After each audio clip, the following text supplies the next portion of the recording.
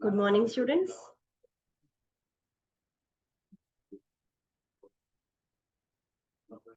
Online students, good morning. Good morning, ma'am. Good morning, ma'am.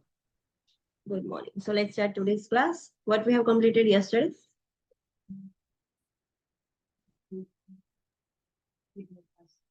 Peritoneal Okay. dialysis, any contraindication, any excesses, acid solution, then peritoneal dialysis में infusion की होती है, then intervention before treatment, during treatment, and a types रहता है, then any complication, kidney transplantation, and then a pre-operative intervention. Okay. So we have completed peritoneal dialysis. What do you mean by peritoneal dialysis?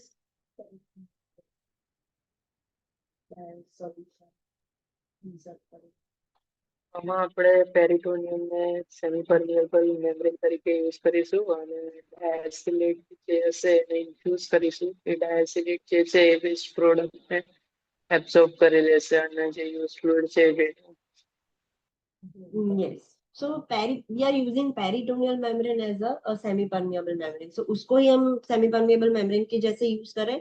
We will insert the diacylate solution into the peritoneal cavity.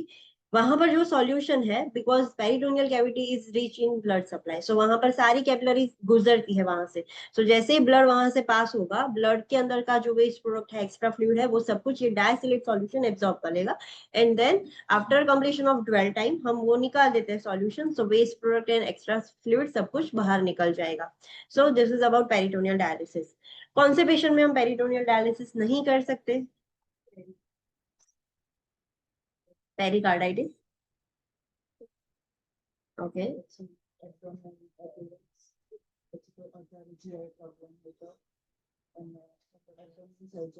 Okay. Online students.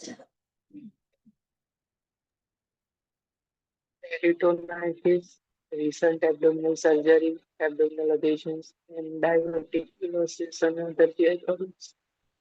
Yes. So ये चार है, चार से ज्यादा भी हो सकता है, अदर दिया है सो कोई भी हो सकता है, but you have to think कि अगर ऐसी कोई सिचुएशन है so we can not perform peritoneal dialysis. Okay. फिर हमने देखा था कि पेरिटोनियल डायलिसिस एक्सेस कैसे होता है. सो वी नो कि कैथेटर होता है. सर्जरी करके कैथेटर यहाँ पर इंसर्ट करते हैं by crossing skin, then fat, muscles and then peritoneal membrane, और बीच में होती है पेरिटोनियल स्पेस. वहां तक कैथेटर इंसर्ट किया जाता है. बीच में दो कफ होते हैं कि जब हील हो जाएगा सब कुछ तो कफ के आसपास फाइब्रोब्लास्ट एंड न्यू कैपिलरी सब कुछ फॉर्म हो जाएगा, तो वहां पर वो स्टिक हो जाएगा, वो निकल नहीं जाएगा, डिस्लॉजमेंट एंड लीकेज नहीं होगा. एंड देन वो पेशेंट है जो अगर कंटिन्यूअस एम्बुलेटरी है तो पेशेंट डायसिलेट का पाइंट होता है वो स्टैंड पर लगाएगा एंड इन्फ्यूज करेगा सॉल्यूशन, फिर वहां पर रहने देगा थोड़ी देर एंड फिर वो निकाल देगा. ओके. डायसिलेट सॉल्यूशन. डायसिलेट सॉल्यूशन में क्या चीज हम ऐड कर सकते हैं?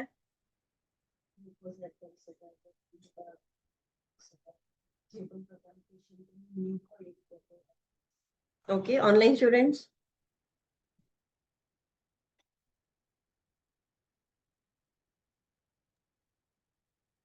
રિપેરિંગ આપણે એડ કરી શકીએ જો for preventing clotting of the catheter, then prophylactic antibiotic peritonitis ને પ્રિવેન્ટ કરવા માટે, પછી પેશન્ટ ડાયાબિટીસ મલાઇટસ વાળું હોય તો ઇન્સ્યુલિન એડ કરી શકીએ. ओके. सिर्फ इतना ही ऐड कर सकते हैं, other than that? Potassium add કરી શકાય અગર હાઇપર કલેમિયા નથી તો. हाँ. Then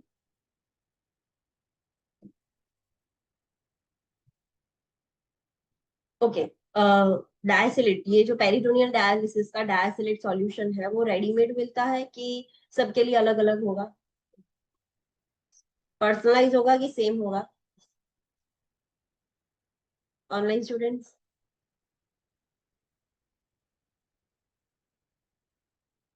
it is personalize, patient की नीड के अकॉर्डिंग अंदर सब चीजें ऐड की जाती है. और डायसिलेट का जो सॉल्यूशन है वो डॉक्टर प्रिस्क्राइब करेंगे कि ऐसा देना है, ये करना है. रेडीली अवेलेबल होता है बट उसमें ऐड पेशेंट के प्रेफरेंस के अकॉर्डिंग डॉक्टर्स बोलते हैं कि ये ऐड करना है, इतना ऐड करना है, then we can use it. अगर वो क्लीन होगा तो चलेगा.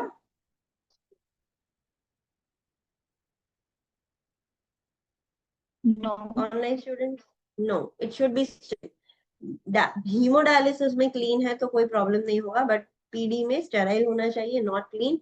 एंड उसके अंदर पोटेशियम, अदर इलेक्ट्रोलाइट्स भी depending on the patients need requirement हम ऐड एंड रिमूव कर सकते हैं, मतलब ऐड ऑन मेंटेन कर सकते हैं। ग्लूकोज भी अंदर ऐड हो सकता है। दूसरी मेडिकेशंस यहाँ पर, यहाँ पर बोला है कि हेपारिन, इंसुलिन, एंटीबायोटिक, उसके सिवाय और भी मेडिकेशन है तो भी हम ऐड कर सकते हैं। मतलब उसको पेशेंट के अकॉर्डिंग जो भी हमें ऐड करना है वो हम उसके अंदर कर सकते हैं। जितना ग्लूकोज हम ज्यादा ऐड करेंगे उतना उसका कॉन्सेंट्रेशन बढ़ेगा, सो उतना फ्लूइड ज्यादा रिमूव होगा। 12 टाइम वो भी डॉक्टर प्रिस्क्राइब करते हैं उतना ही रखना चाहिए। अगर ज्यादा रख दिया, सो जो उसके अंदर का ग्लूकोज है वो पेशेंट की बॉडी में एब्जॉर्ब हो जाएगा एंड पेशेंट को हाइपरग्लाइसेमिया हो जाएगा। सो जितना डॉक्टर ने बोला है कि इतने टाइम तक रखना है उतना ही रखना है। सो एक ऐसी भी कॉम्प्लिकेशन हम कंसिडर कर सकते हैं, पीडी की एक कॉम्प्लिकेशन हाइपरग्लाइसेमिया, अगर ज्यादा रख दिया तो हाइपरग्लाइसेमिया हो सकता है। पीडी इन्फ्यूजन होता कैसे है? सो एक फील होता है, एक ड्वेल टाइम होता है और ड्रेन होता है, यानी कि आउटफ्लो, इनफ्लो, ड्वेल, आउटफ्लो, ऐसे भी याद रख सकते हो। What is that? Fill, dwell time, drain, outflow क्या है?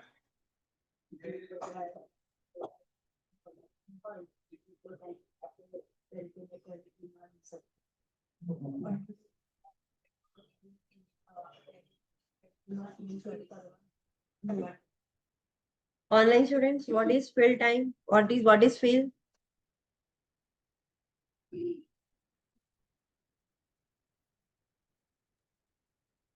Field time means 1 to 2 liter होता है एसिलेट આપણે ઇન્ફ્યુઝ કરીશું પેરિટોનિયલ સ્પેસમાં થ્રુ કેવિટી અને એ 10 to 20 મિનિટ ટેક કરશે. यस, फील मतलब इंसर्ट कर रहा है वो, not the time that patient is keeping inside its body, his और हर बॉडी। फील मतलब जो फ्लूइड हम इंसर्ट कर रहे हैं वो मैक्सिमम 2 लीटर इंसर्ट कर सकते हैं। सो 1 to 2 लीटर जो फ्लूइड है वो पेरिटोनियल कैविटी में जा रहा है, that is fill. It takes hardly 10 to 20 minutes. Initially सीधा 2 लीटर से स्टार्ट नहीं कर सकते हम। ड्वेल टाइम मतलब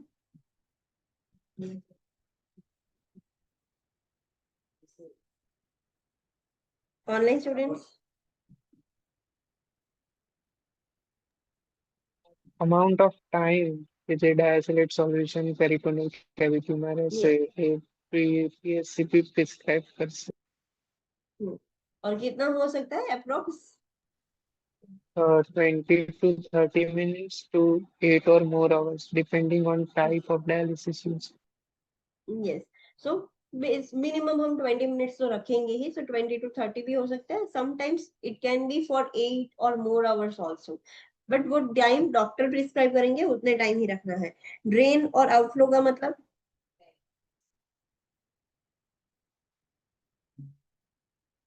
ऑनलाइन स्टूडेंट्स, એ યુઝ ફ્લુઇડ से આપણે ડ્રેન આઉટ કરીશું બોડી ઇન્ટુ ડ્રેનેજ हाँ, બેગ એમ્પ્ટી કરી દઈશું. यस, सो जो यूज हो गया है वो बाहर निकल रहा है, दैट इज आउटफ्लो और drain. Before treatment, before PD क्या इंटरवेंशन हो गया? ओके,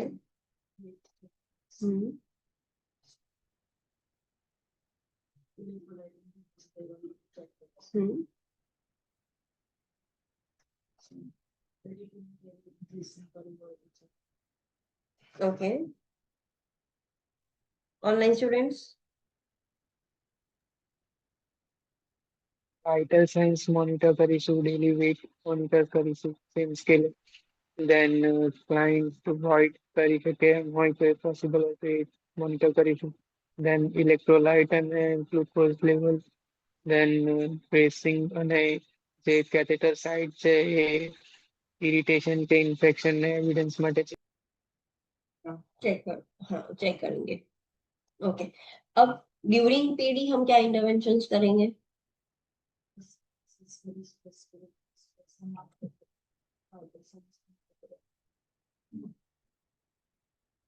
बोलो, कैसे मॉनिटर करोगे? बीपी लेकर, वाइटल्स में है क्या? फ्लूइड स्टेटस कैसे मॉनिटर करोगे? ओके, કેવી રીતે? Online students, tell me. We have to monitor vital signs. We have to check respiratory distress. अगर फ्लूइड ओवरलोड हो गया तो रेस्पिरेटरी डिस्ट्रेस हो सकता है. पेन डिस्कम्फर्ट के लिए चेक करेंगे, पल्मोनरी एडिमा के लिए चेक करेंगे, हाइपो या हाइपरटेंशन चेक करेंगे, जो वाइटल्स में चेक हो जाएगा. पेशेंट को मलेज, नोजिया, वॉमिटिंग हो रहा है कि नहीं, कैथेटर साइड जहां पर ड्रेसिंग है वहां से ब्लीडिंग हो रहा है कि नहीं, गीला हो रहा है कि नहीं. अगर गीला हो रहा है दैट इंडिकेट्स लीकेज. स्टार्टिंग में नया नया पीईडी होगा तब थोड़ा थोड़ा होगा. एंड ब्लीडिंग हो रहा है कि नहीं वो चेक करना है. ड्वेल टाइम जितना डॉक्टर ने बोला है उतना ही रखना है. हम इंक्रीज नहीं कर सकते बिकॉज उसकी वजह से क्या होगा, इंक्रीज करोगे तो हाइपरग्लाइसेमिया का रिस्क है. आउटफ्लो स्टार्ट करना है. ओके, पेशेंट को ड्वेल टाइम अब खत्म हो गया, आउटफ्लो स्टार्ट करो. और आउटफ्लो बहुत स्लो है, so we can turn the patient side to side, ऐसे मूवमेंट करवा सकते हैं, एम्ब्यूलेट करवा सकते हैं कि सब कुछ निकल जाए. आउटफ्लो का जो फ्लो आ रहा है वो भी मॉनिटर करना है कि कंटिन्यूअस आ रहा है कि अटक अटक कर आ रहा है. अटक अटक कर आ रहा है तो हमें फिर से उसको मूवमेंट करानी है या मिल्क करना होगा, ऐसा देखेंगे.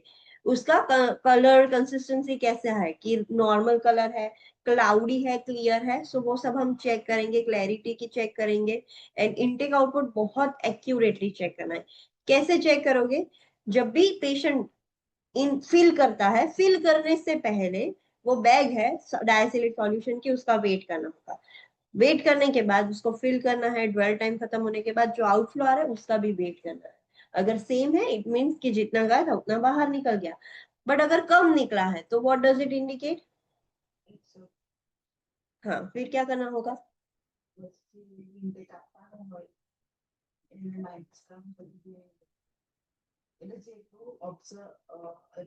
એક્ઝામ્પલ આપીને સમજાવો, મને ના ખબર પડે.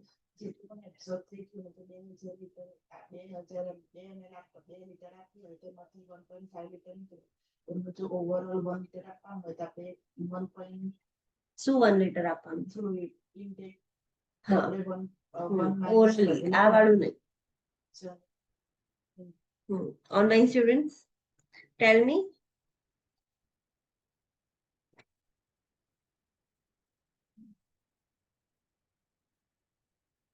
इनटेक आउटपुट एक्यूरेटली चेक करना है. अगर आउटफ्लो कम है इनफ्लो की कंपैरिजन में तो what does it indicate.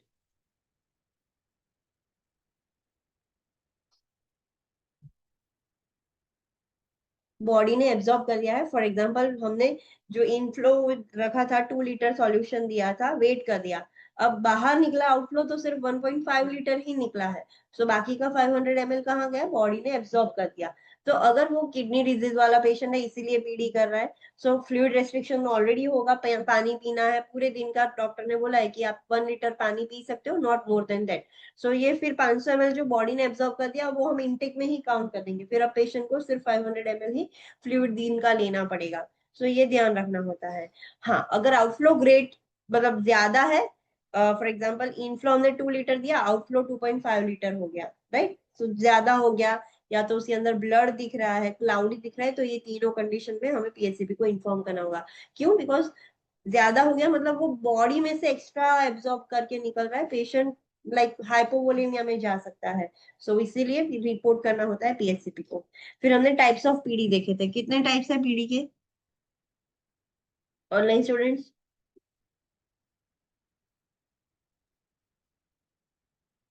Mainly two types.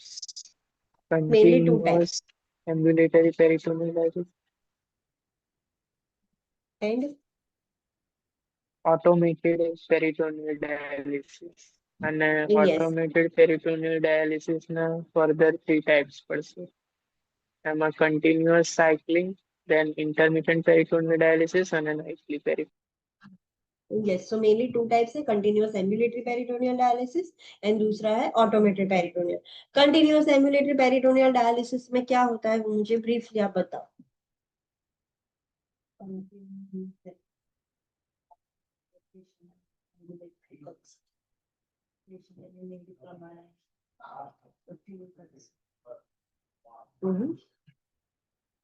Need પ્રમાણે ડોક્ટરે કીધું એટલું જ કરવાનું. Online students, tell me about continuous CAPD.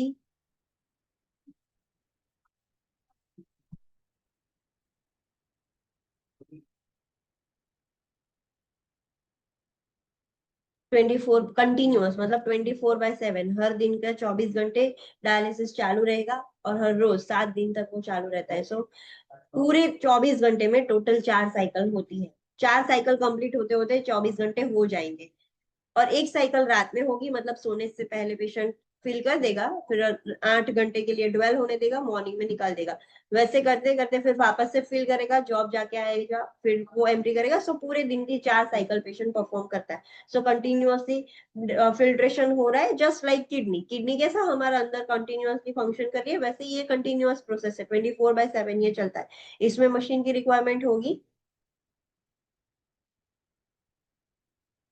Online students, does not require machine manually yes, हाँ, इसमें मशीन की जरूरत नहीं है। पेशेंट को मैन्युअली फिर लटकाना है, फिर उसको कनेक्ट करना है, एम्प्टी करना है, फिल पूरा हो जाएगा, फिर वापस से डिस्कनेक्ट करना है, रखना है, फिर वापस से ड्रेन करने के लिए कनेक्ट करेगा, पेशेंट ड्रेन करेगा।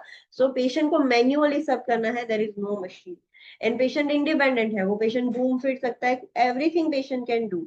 ऐसा नहीं है कि लाइक हीमोडायलिसिस के जैसे एक जगह पर उसको लेटे रहना पड़ेगा, ऐसा नहीं है। Patient can completely एम्ब्यूलेट।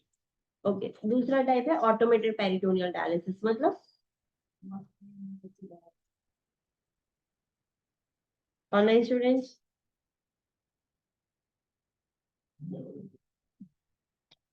नेम ही सजेस्ट कर रहा है ऑटोमेटेड पेरिटोनियल डायलिसिस, मतलब पेशेंट को मैन्युअली कुछ करने की जरूरत नहीं, एक मशीन ही ऑटोमेटिकली सब कुछ करेगा।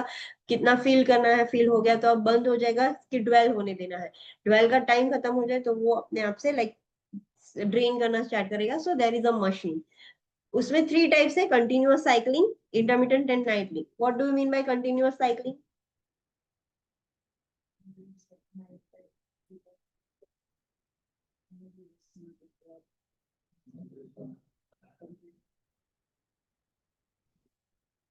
કન્ટિન્યુઅસ છે મતલબ કેવી રીતે કન્ટિન્યુ? ઓનલાइन સ્ટુડન્ટ્સ ચલો બોલો. ધેટ ઇઝ ઓટોમેટેડ, એટલે જ ઓટોમેટેડ માં છે.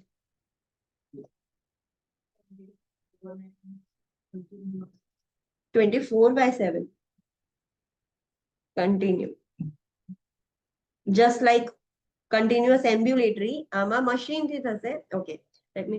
कंटिन्यूअस साइक्लिंग पेरिटोनियल डायलिसिस मतलब कंटिन्यूअसली 24/7 ये भी मशीन से डायलिसिस चालू रहेगा। इसमें नाइट टाइम में 3 साइकिल हो जाती है। सो डे टाइम में patient can go to work.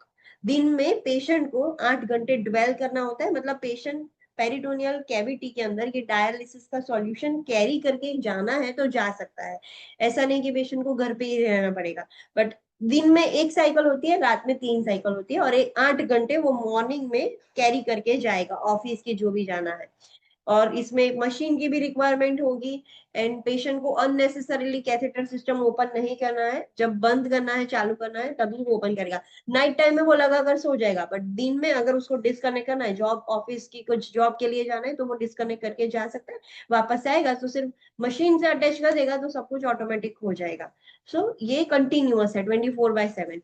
Intermediate means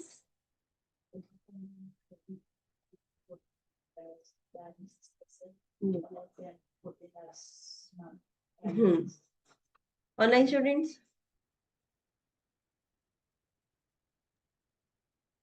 3 to 4 times in a week ऐसे continuous નહીં થાય into 14 hours માટે patient ને જ્યારે બ્રેક મળશે કે પછી લીવ લઈને શેડ્યુલ કરીને એ ડાયાલિસિસ લેશે. यस। सो हर रोज करने की जरूरत नहीं है। इंटरमीडिएट मतलब पूरे वीक में 3 या 4 दिन वो कर सकता है। 3 दिन कर रहा है तो 14 आवर्स के लिए करेगा, 4 दिन कर रहा है तो 10 आवर्स, तो depending on the need. But 3 से 4 दिन ही होता है। 10 से 14 घंटे की साइकिल्स होती है। सो उसमें भी 4 साइकिल ही होगी, बट 10 से 14 घंटे में वो कम वाइंड अप कर देगा dialysis. And Knightley peritoneal dialysis means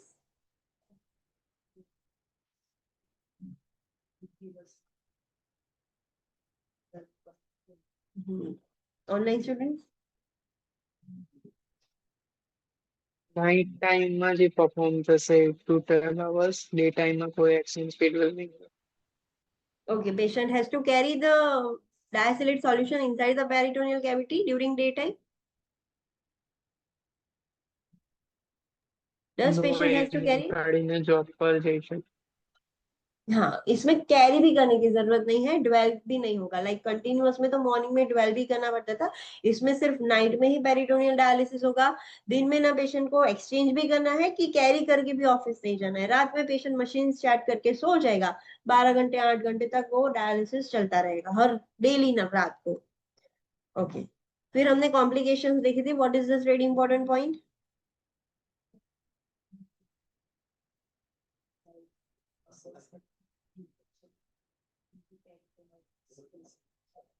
okay, થોડુંક આગળ પાછું થયું છે, રીડ કરો ફરી ઓનલાઈન સ્ટુડન્ટ્સ. ઇન્ફેક્શન એ એક મેજર કન્સર્ન છે peritoneal dialysis related. Sites of infection એમાં કેથેટરની જે ઇન્સર્શન સાઇટ અથવા તો પેરિટોનિયમ જે આપણે યુઝ કરીએ છીએ એવું હોઈ શકે અને એ પેરિટોનાઇટિસ થશે. Infection that is the major concern in peritoneal dialysis. Patient को इन्फेक्शन का रिस्क सबसे ज्यादा है, दो जगह पर हो सकता है, इधर कैथेटर इंसर्शन साइट और पेरिटोनियम। पेरिटोनियम में इन्फेक्शन हो गया तो फिर पेशेंट को पेरिटोनाइटिस हो सकता है। Peritonitis that is the first complication. Peritonitis होगा तो आपको पता कैसे चलेगा दैट इज पेरिटोनाइटिस?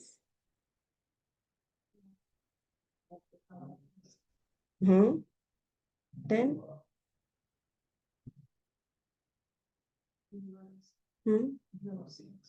हाँ,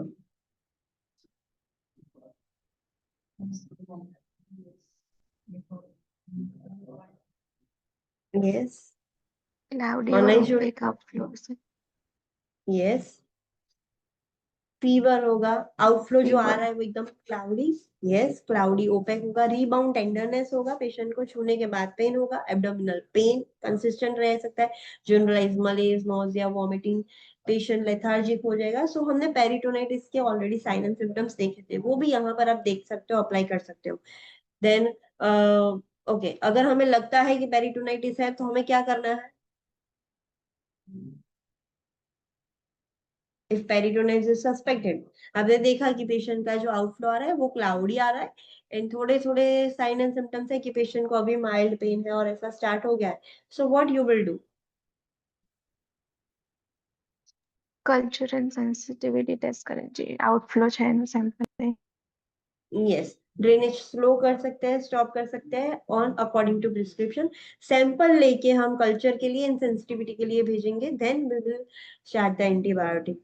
एंटीबायोटिक फिर अगर हमें पता चल गया तो डायसिलिट में ही हम एंटीबायोटिक ऐड कर सकते हैं एंड प्रॉपर लाइक अच्छे से स्टेराइल टेक्निक यूज करेंगे तो डिस्कनेक्शन में और कनेक्शन में तो पेरिटोनाइटिस प्रिवेंट ही हो जाएगा, होगा ही नहीं। एंड ड्रेसिंग को भी गीला नहीं होने देंगे, सॉइल्ड नहीं होने देंगे, उसको भी रेगुलरली चेंज करते रहेंगे और इंस्टीट्यूशनल पॉलिसीज हम फॉलो करेंगे वाइल कनेक्टिंग और disconnecting PD catheters, proper aseptic technique use करेंगे। सेकेंड कॉम्प्लिकेशन है एब्डोमिनल पेन। उसमें क्या देखा था? Is it a major complication? Abdominal pain सबको होगा, स्टार्टिंग में तो सबको होगा, because this is something new for the patient. अचानक से लाइक इतना सॉल्यूशन पेशेंट के बॉडी में जा रहा है तो पेशेंट को डिस्कम्फर्ट होगा, क्रैम्पिंग होगा, बट धीरे धीरे धीरे धीरे 1-2 वीक के बाद पेशेंट उससे यूज्ड हो जाएगा एंड एब्डोमिनल डिस्कम्फर्ट बंद हो जाएगा, पेन बंद हो जाएगा। उसके बाद हो रहा है देन पेशेंट को कुछ प्रॉब्लम हो रहा है इसीलिए एब्डोमिनल पेन हो रहा है। And ideally what we can do कि जब वो डायसिलिट सॉल्यूशन यूज कर रहा है तो पेशेंट को बोलना है, फार्मेसी में से आया होगा तो शायद ठंडा होगा, सो पेशेंट उसको वार्म कर सकता है इन अ माइक्रोवेव। उसका स्पेशल वार्मर पैड आता है, उस पर ही रख के पेशेंट को वार्म करना होता है। ठंडे की वजह से शायद इरिटेशन हो सकता है, डिस्कम्फर्ट, क्रैम्पिंग और पेन हो सकता है। फिर हमने देखा था आउटफ्लो के कैरेक्टरिस्टिक्स, कौन से कैरेक्टरिस्टिक्स से कौन सी कॉम्प्लिकेशन पता चलेगी, you have to know this. Ideally कैसा होता है पीडी का आउटफ्लो, कैसा होगा ऑनलाइन स्टूडेंट्स? ओके, चलो मैं आपको एक सिनेरियो दे रही हूँ। पेशेंट है इमीडिएट इन अ post operative phase, like 8 hours ago उसकी सर्जरी हुई है, रिसेंटली पोस्ट ऑपरेटिव है एंड आउटफ्लो आ रहा है बट इट इज ब्लडी। तो Vascular embolization. 8 hours post operative है, 8 घंटे पहले सर्जरी हुई है, ब्लड कम बंद होने में एटलीस्ट 1 डे लगता है, राइट? आपने ड्रेन देखी होगी सर्जरी की, ड्रेन रखने के बाद 1 दिन के बाद वो ड्रेन का ड्रेनेज कम होता है, सो इतना है तो ब्लड ही निकल रहा है, दैट इज ओके फाइन। फिर वो धीरे धीरे धीरे धीरे क्लियर हो जाएगा। आपने कोई प्रोस्टेट की सर्जरी देखते हैं, सो ब्लैडर इरिगेशन होता है तो स्टार्टिंग में यूरिन कैसा निकलता है, एकदम रेड निकलता है। जितना हम इरिगेशन करेंगे उतना रेडनेस बंद होती जाएगी, सो आफ्टर फ्यू एक्सचेंजेस धीरे धीरे वो क्लियर हो जाएगा। क्लियर हो गया था, फिर से ब्लड स्टार्ट हुआ, देन इट इंडिकेट्स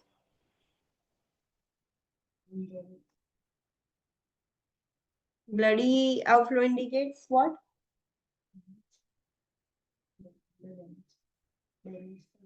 हाँ, so what? There is a word.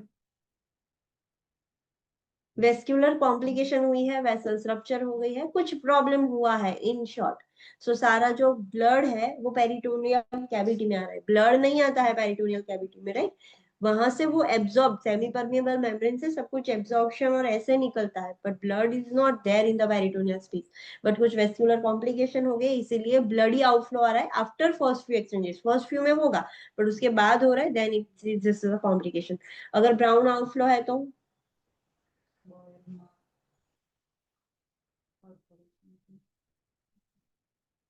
online students, if there is a brown outflow, what does it indicate? Bowel Bowel perforation. perforation. Bowel perforation. Cloudy outflow,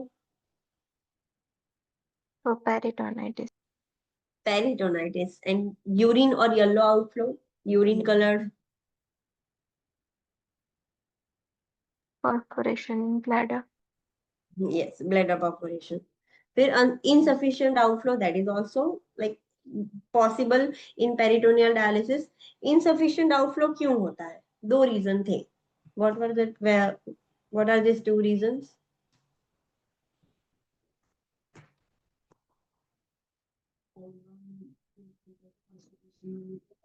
Okay.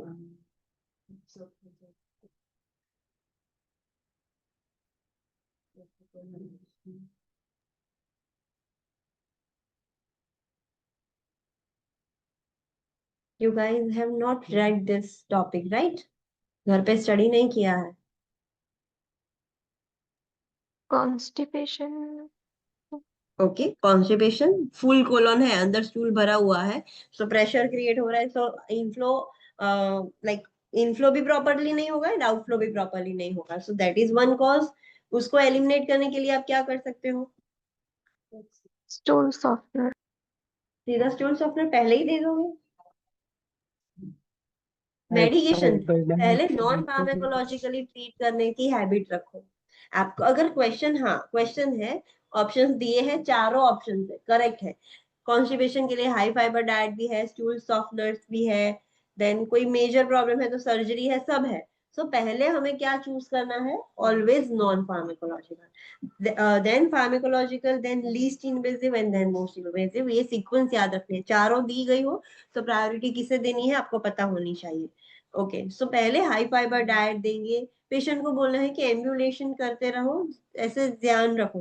Fluid का हम इसमें नहीं बोल सकते because kidney वाले patient है, शायद fluid restriction हो, तो ऐसा नहीं बोल सकते कि पानी ज्यादा पियो। सो हाई फाइबर एंड एम्बुलेशन का हम एनकरेज कर सकते हैं, या तो प्रिस्क्रिप्शन के अकॉर्डिंग स्टूल सॉफ्टनर दे सकते हैं।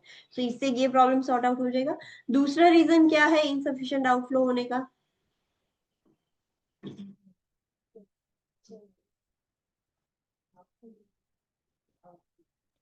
Catheter dislodgement. Yes, Peristaltic catheter cover person. Space में नहीं है, वो बाहर निकल गया है, डिसलॉज हो गया है। सो हमें पता कैसे चलेगा? We have to do the X-ray. अगर आपने देखा कि पेशेंट का बॉबल भी एम्प्टी है, सब एम्प्टी है, फिर भी नहीं आ रहा है, तो हमें सस्पेक्शन हो गया कि शायद कैथेटर डिसलॉज हो गया है, तो फिर हम एक्सरे करके देख लेंगे position. And drainage bag always नीचे रखना है, तो अभी ग्रेविटेशनल फोर्स वर्क करेगा और अच्छे से आउटफ्लो होगा। ट्यूबिंग में किंग्स नहीं है, वो सब हम देख लेंगे। आउटफ्लो अगर नहीं अच्छे से आ रहा है तो पेशेंट को हम ऐसे टर्न करवा सकते हैं, एम्बुलेट करवा सकते हैं। अगर आपको फाइब्रिन जैसा क्लॉट्स दिख रहा है तो we can milk the tube, कि जिससे वो फटाफट ड्रेन हो सके। Leakage at the catheter site, around the catheter site, that is also common. Starting में लीकेज होगा कि नहीं होगा?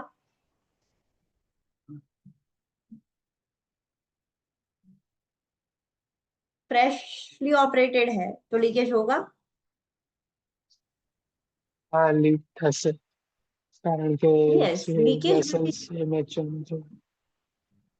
हाँ, सो फाइब्रोब्लास्ट एंड जो नई वेसल्स ग्रो होनी है वो 1 से 2 वीक का टाइम लगेगी, तब तक लाइक पेरिटोनियम में होल जो हमने क्रिएट किया है और जो कैथेटर है बीच में गैप होगी दोनों के बीच में, सो वहां से लीकेज होगा। But to prevent the leakage initially what we can do, तो ड्रेसिंग ભીનું ના થયું, लीकेज होगा हमें पता है, बट वी डोंट वांट कि ज्यादा लीक हो जाए, तो फिर हम क्या कर सकते हैं? Smaller amount of facility use કરી શકે। यस, 2 लीटर नहीं देंगे, थोड़ा थोड़ा देंगे, स्मॉलर अमाउंट ऑफ डायसिलेट देंगे। सो कम देंगे तो प्रेशर भी कम होगा, सो लीकेज नहीं होगा ज्यादा। फिर 2 वीक बाद आप जितना भी डॉक्टर ने बोला है max to max 2 litre, so 2 litre दे सकते हैं हम। ओके, फिर हमने देखा किडनी ट्रांसप्लांटेशन। किडनी ट्रांसप्लांटेशन मतलब healthy kidney recipient, disease kidney के अंदर हम ट्रांसप्लांट कर रहे हैं। उसका डिस्क्रिप्शन देखा कि इसमें ह्यूमन किडनी ट्रांसप्लांट की जा सकती है, एनिमल डोनर नहीं चलेंगे। And kidney transplantation irreversible kidney disease हो, फेलियर हो तभी कर सकते हैं, और उसके भी क्राइटेरिया होता है। हर कोई पर्सन कैंडिडेट नहीं बन सकता फॉर किडनी ट्रांसप्लांटेशन, उसके भी क्राइटेरियाज होते हैं कि हाँ इसके अंदर हम कर सकते हैं। एंड रेसिपिएंट को life long immuno suppressive therapy लेनी पड़ेगी। अब डोनर, डोनर कौन से डोनर्स हो सकते हैं इसमें?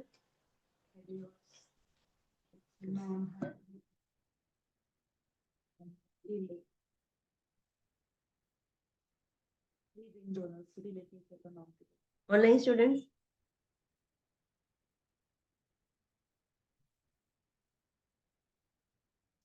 डोनर्स बोलो कौन से डोनेट कर सकते हैं, कौन लोग डोनेट कर सकते हैं किडनी? હેલ્થી ઇન્ડિવિજ્યુઅલ્સ કે જે ક્લાયન્ટના રિલેટેડ કે પછી અનરિલેટેડ હશે તો હેલ્ધી જોઈએ then non heart beating donors then cadaver donors brain dead। Yes, 3 type के हैं। एक तो लिविंग है, जिंदा है, तो वो पेशेंट का रिलेटिव भी हो सकता है या कोई भी रैंडम पर्सन भी हो सकता है, नॉन रिलेटिव। एक नॉन हार्ट बीटिंग क्लाइंट है, मतलब उसकी डेथ हो गई है, हार्ट ने बीट करना बंद कर दिया है। ऐसे पेशेंट में इमीडिएटली हमें ऑर्गन निकाल लेना होगा, वरना वो ऑर्गन को due to lack of blood supply बंद, डैमेज हो जाएगा, नेक्रोस हो जाएगा, फिर किसी काम का नहीं है। ब्रेन डेड वाले पेशेंट मतलब कैडेवर है, सो इनमें परफ्यूजन चालू रहता है बिकॉज उनका ब्रेन बंद हो गया है, पेशेंट इज ऑन वेंटिलेटर, जब तक वेंटिलेटर पर है तब तक जिंदा है, ऐसा ऑर्गन्स काम करेंगे, जैसे ही वेंटिलेटर बंद किया पेशेंट ऑर्गन सारे बंद हो जाएंगे। सो कैडेवर्स में अगर हम प्लानिंग है कि ऑलरेडी ब्रेन डेड हो गया है, डिक्लेयर कर दिया है, सो जब तक हम निकाल नहीं लेते उसके ऑर्गन्स तब तक उसको वेंटिलेटर पर रखेंगे, परफ्यूजन अच्छे से चालू रहे, आईवी फ्लूइड सब चालू रहता है। सो ये मेन 3 टाइप्स के होते हैं। ओके, उसके फिजिकल क्राइटेरियाज है, जिसको भी डोनेट करना है उसको कोई इन्फेक्शन ना होना चाहिए, कोई डिजीज नहीं होना चाहिए, कैंसर की हिस्ट्री नहीं होनी चाहिए, हाइपरटेंशन, डायबिटीज, हाइपर कोलेस्ट्रोलेमिया, कुछ भी like no problem should be there, तभी वो डोनेट कर सकता है। उसके सारे टेस्ट करने होते हैं, एबीओ, आरएच इनकम्पेटिबिलिटी चेक करना पड़ेगा, tissue specific antigen, human leukocyte antigen suitability, mix lymphocyte culture index, like histocompatibility, ये सारे टेस्ट करने पड़ते हैं। कोई कम्युनिकेबल डिजीज है या नहीं जो इजीली स्प्रेड हो सकता है, तो वो भी टेस्ट करेंगे। उसका पूरा मेडिकल चेकअप होता है बाय नेफ्रोलॉजिस्ट, नेफ्रोलॉजिस्ट कंसल्टेशन सब कुछ होता है, तभी वो डिसाइड किया जाता है कि हाँ ये पर्सन अब डोनेट कर सकता है। एंड उसकी दोनों किडनीज प्रॉपरली वर्क करनी चाहिए, थोड़ा भी फंक्शन इम्पेयर्ड है तो हम नहीं कर सकते। इसीलिए आपने देखा होगा कि जब किडनी डोनेशन की बात आती है तो ओल्डर पीपल की किडनी प्रिफरेबल नहीं है, बिकॉज जैसे जैसे एज होती है जीएफआर डिक्रीज होता जाता है, तो फिर किसी काम का नहीं है अब, so older people can not donate the kidney. Emotional wellbeing भी पेशेंट का अच्छा होना चाहिए, एंड पेशेंट को जो डोनर है जो डोनेट कर रहा है, सो उसको भी पता लाइक होना चाहिए कि आफ्टर डोनेशन क्या आउटकम होगा, कैसे प्रोसेस होती है। एंड लेप्रोस्कोपिक मेथड से हम उसकी किडनी रिमूव कर देंगे। प्री ऑपरेटिव इंटरवेंशन क्या करेंगे? ये हिस्टोकम्पेटिबिलिटी टेस्ट कौन करेगा? पीएचसीपी और हम करेंगे। ऑर्गन बैंक के जो पर्सन आते हैं वो लोग करेंगे ये। देन पेशेंट को प्री ऑपरेटिवली सर्जरी से पहले इम्यूनोसप्रेसिव स्टार्ट कर दो, दे दो। स्ट्रिक्ट एसेप्टिक टेक्निक मेंटेन करनी होगी because patient is on immunosuppressive therapy, immunity उसकी कम है। एंड डायलिसिस भी सर्जरी से 24 घंटे पहले खत्म हो गया होना चाहिए। एंड यस, पेशेंट को कोई इन्फेक्शन ना हो वो देख लो। इन्फेक्शन है तो अभी नहीं कर सकते हम ट्रांसप्लांटेशन। रीनल फंक्शन स्टडीज अभी चेक कर लो, we know it is low, but check कर लो तो आफ्टर ट्रांसप्लांटेशन हम कंपेयर कर सके कि अब इंप्रूव हुआ कि नहीं। एंड फीलिंग्स जो भी है, जो भी फील कर रहे हैं वो डिस्कस करने के लिए हम एनकरेज कर सकते हैं। अगर लाइव डोनर है तो उसको सपोर्ट देना है। एनएचबीडी वाला पेशेंट है, उसकी किडनी ले रही है तो उसके फैमिली मेंबर्स को सपोर्ट देना है। कैडेवर है तो उसके भी फैमिली मेंबर्स को सपोर्ट करना है। एंड रेसिपिएंट को भी साइकोलॉजिकल सपोर्ट देना है। यहाँ तक किसी को कोई डाउट है?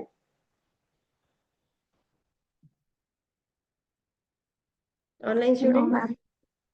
Okay, so let's study post operative interventions. Kidney transplantation हो गया है, just a minute.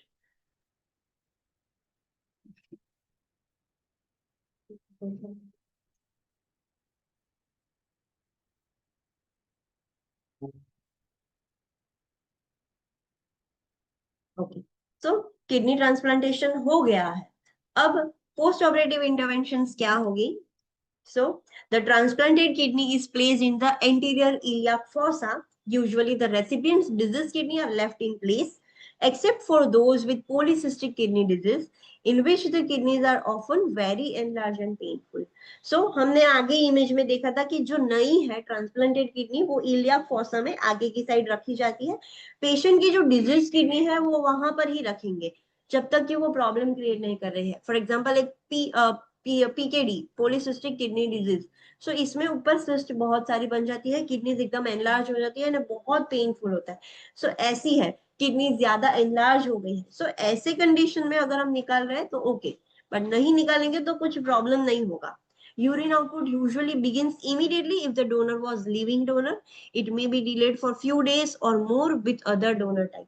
Living donor था, उसकी किडनी तो अच्छे से काम कर रही थी और उसने डोनेट किया है। सो लिविंग डोनर की transplantation kidney immediately urine output बनाना स्टार्ट कर देगी। बट कैडेवर और एनएचबीडी वाले थे पेशेंट, तो उनकी इमीडिएटली वर्क नहीं करेगी, इट टेक टाइम, थोड़ा टाइम लगेगा बिकॉज तब तो यूरिन आउटपुट बंद हो गया था। अब हमने ट्रांसप्लांट किया, धीरे धीरे वो स्टार्ट करेगी function. Hemodialysis may be performed until adequate kidney function is established. जब तक पूरा फंक्शन रीगेन नहीं हो जाता, किडनीज बंद थी, रेस्ट थी, अब हमने स्टार्ट किया है, सो इट टेक्स टाइम। सो जब तक किडनी फंक्शन एडिक्वेट नहीं स्टार्ट हो जाता तब तक हीमोडायलिसिस, प्योरिफिकेशन तो हमें चालू रखना होगा। पीडिया हीमोडायलिसिस कुछ भी कर सकते हो। Monitor vital signs and for the signs of complications such as rejection, thrombosis, renal artery stenosis, and wound problems.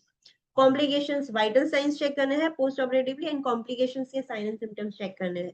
कौन सी कॉम्प्लिकेशंस कॉमन है? रिजेक्शन होने के चांसेस है, थ्रोम्बोसिस, क्लॉट फॉर्मेशन हो सकता है after surgery, renal artery stenosis, renal की जो किडनीज की जो आर्टरीज है वो नैरो हो सकती है, ड्यूरिंग सर्जरी प्रॉब्लम हो गया तो नैरो हो जाएगी, तो वो चेक करना है। And wound problem, surgical incision जो हमने किया है वहां पर इन्फेक्शन हो गया है, पस फॉर्मेशन हो गया है, सो वुंड प्रॉब्लम्स जो भी है, रीडा स्कोर, वुंड मॉनिटरिंग करना है। Monitor urine output hourly, immediately report and abrupt decrease in urine output. ये जो ट्रांसप्लांटेशन वाले जो पेशेंट है after surgery we have to monitor urine output every hour. अगर आपको लग रहा है कि सडनली अचानक से यूरिन आउटपुट डिक्रीज हो गया, then we have to report to the PHCP. Monitor IV fluid very closely. For the first 12 to 24 hour, IV fluid replacement is based on hourly urine output. Yes, इसमें patient का जो IV fluid status है बहुत closely monitor करना होता है। Randomly ही हम fluid दे कि बंद नहीं कर सकते। जो फर्स्ट 12 टू 24 आवर्स है तब तक पेशेंट का फ्लूइड हमें बहुत केयरफुली देना होगा depending on the urine output. Urine output कम है सो हम ज्यादा फ्लूइड नहीं दे सकते, यूरिन आउटपुट ज्यादा है तो हम फ्लूइड देंगे। So depending on their urine output हम आईवी फ्लूइड देंगे और वो भी डॉक्टर प्रिस्क्राइब करेंगे। Administer prescribe diuretics and osmotic agents. Yes, अगर स्टार्टिंग में तो हमने देखा कि यूरिन आउटपुट अगर कैडेवर और वो है तो इतना जल्दी नहीं बनेगा, तो पेशेंट की बॉडी में ही स्टोर हो रहा है, सो हम इनिशियली डायूरेटिक्स दे सकते हैं, ऑस्मोटिक एजेंट्स दे सकते हैं कि यूरिन बाहर निकले। Monitor daily weight to evaluate the fluid status, patient का डेली वेट चेक करेंगे to identify the fluid status. Monitor daily lab results to evaluate renal functions. Renal functions के अंदर BUN, क्रिएटिनिन, वो सब हम चेक करेंगे। सो किडनी का फंक्शन डेली ब्लड टेस्ट होगा, पेशेंट का डेली ब्लड का सैंपल लेके जाएंगे, उसके अंदर हीमेटोक्रिट चेक होगा, BUN, serum creatinine, urine for blood and specific gravity सब चेक करेंगे। Position the client in semi Fowler's position to promote gas exchange, turning from the back to non operative side. Okay, we know कि semi Fowler's या Fowler's position में देने से breathing अच्छा होता है। सो गैस एक्सचेंज अच्छा करने के लिए हम उसको सेमीफाउलर्स पोजिशन दे सकते हैं।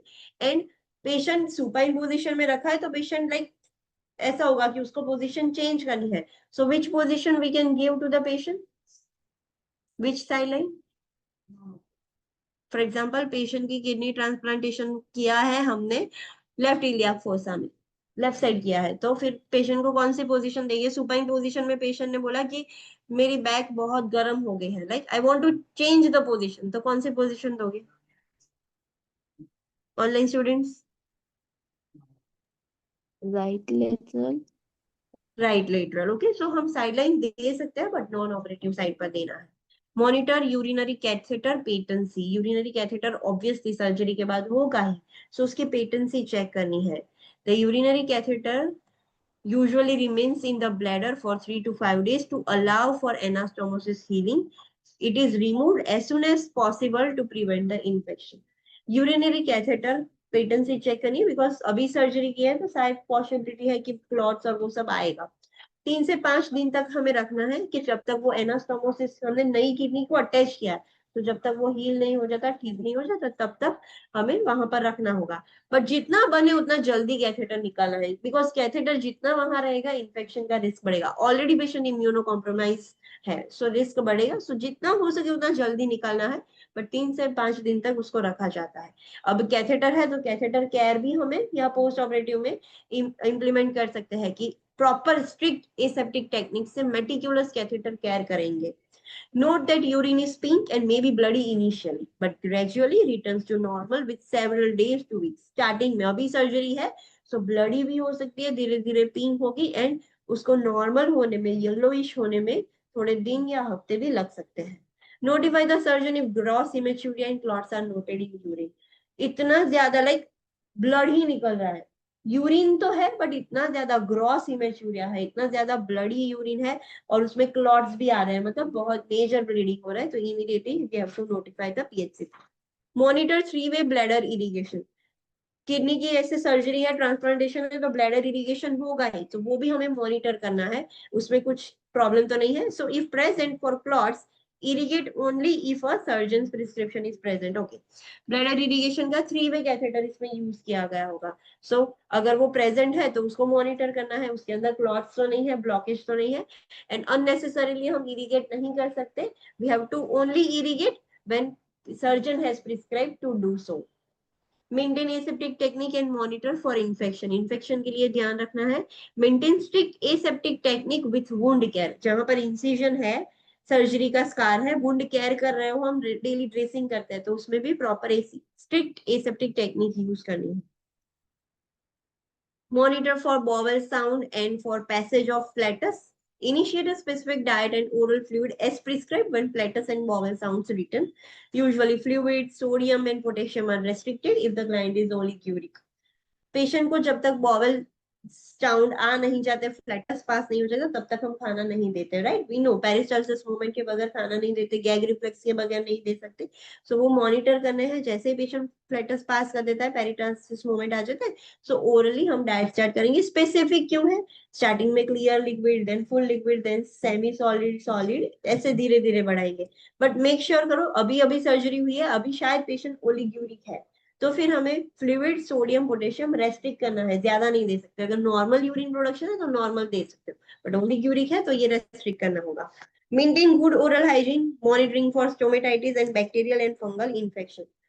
अभी अभी लाइक रिकवर हुआ है, सो हमने देखा था ड्यू टू एक्सेसिव यूरिनिया की वजह से स्टोमेटाइटिस हो सकता है, तो वो चेक करना है।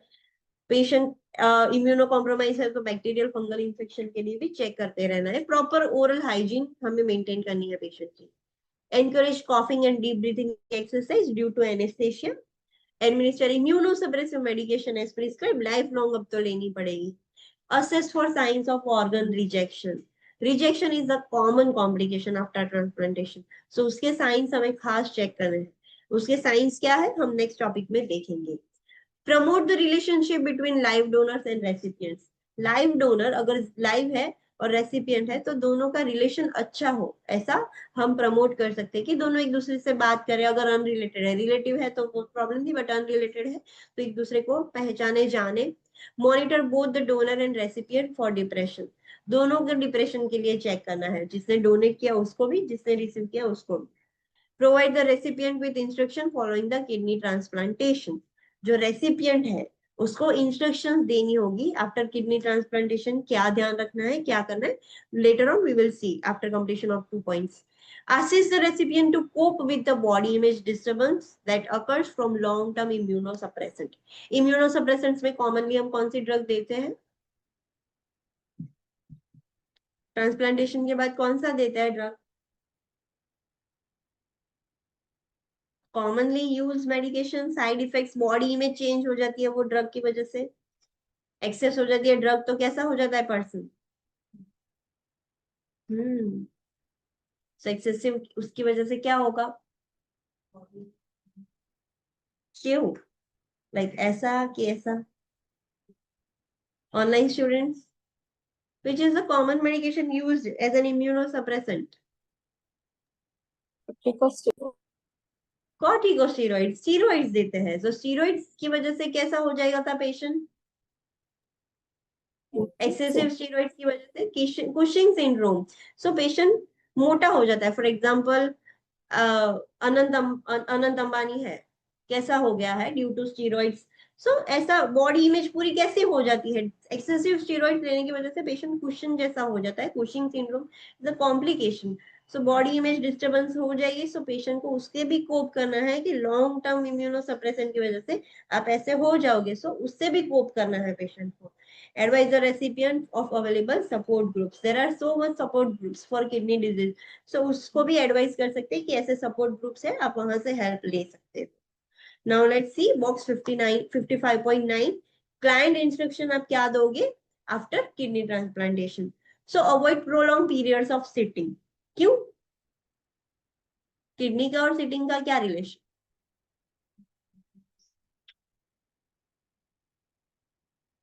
रिसेंट सर्जरी है, प्रोलॉन्ग सिटिंग की वजह से क्लॉट फॉर्मेशन हो जाएगा. That is why. किडनी का डायरेक्ट लिंक नहीं है, बट सर्जरी हुई है इसीलिए प्रोलॉन्ग सिटिंग नहीं करना है, वरना क्लॉट फॉर्मेशन हो सकता है. Monitor intake output. Intake output check करना है. क्लाइंट को सिखाना है, इंस्ट्रक्शन देने हैं. Recognize the sign and symptoms of infection and rejection. Patient को भी बोलना है कि रिकॉग्नाइज करो what are the sign and symptoms of infection and rejection. तो उसके लिए आपको सिखाने भी पड़ेंगे. Then use medications as prescribed. Do not miss any doses and maintain immunosuppressive therapy for life.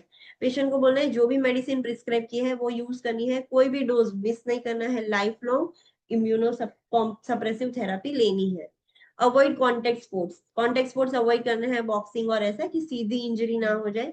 Avoid exposure to person with infections. So in short neutropenic precautions लेने के लिए पेशेंट को आप सिखाओगे. सारे न्यूट्रोपेनिक प्रिकॉशंस आप क्लाइंट इंस्ट्रक्शन में दे सकते हो, though it is not mention here. Exam में आ सकता है because it is possible. Patient को इन्फेक्शन के लिए हम न्यूट्रोपेनिक प्रिकॉशन सिखाएंगे.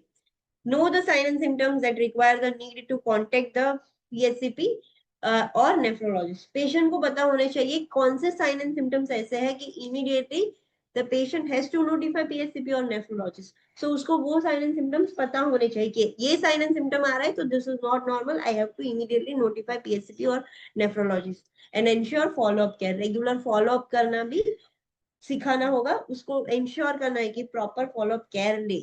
So these are the instructions you will give to the patient. Okay. Next है common complication that is graft rejection. Let's take a short break of 10 minutes. फिर हम देखेंगे graft rejection.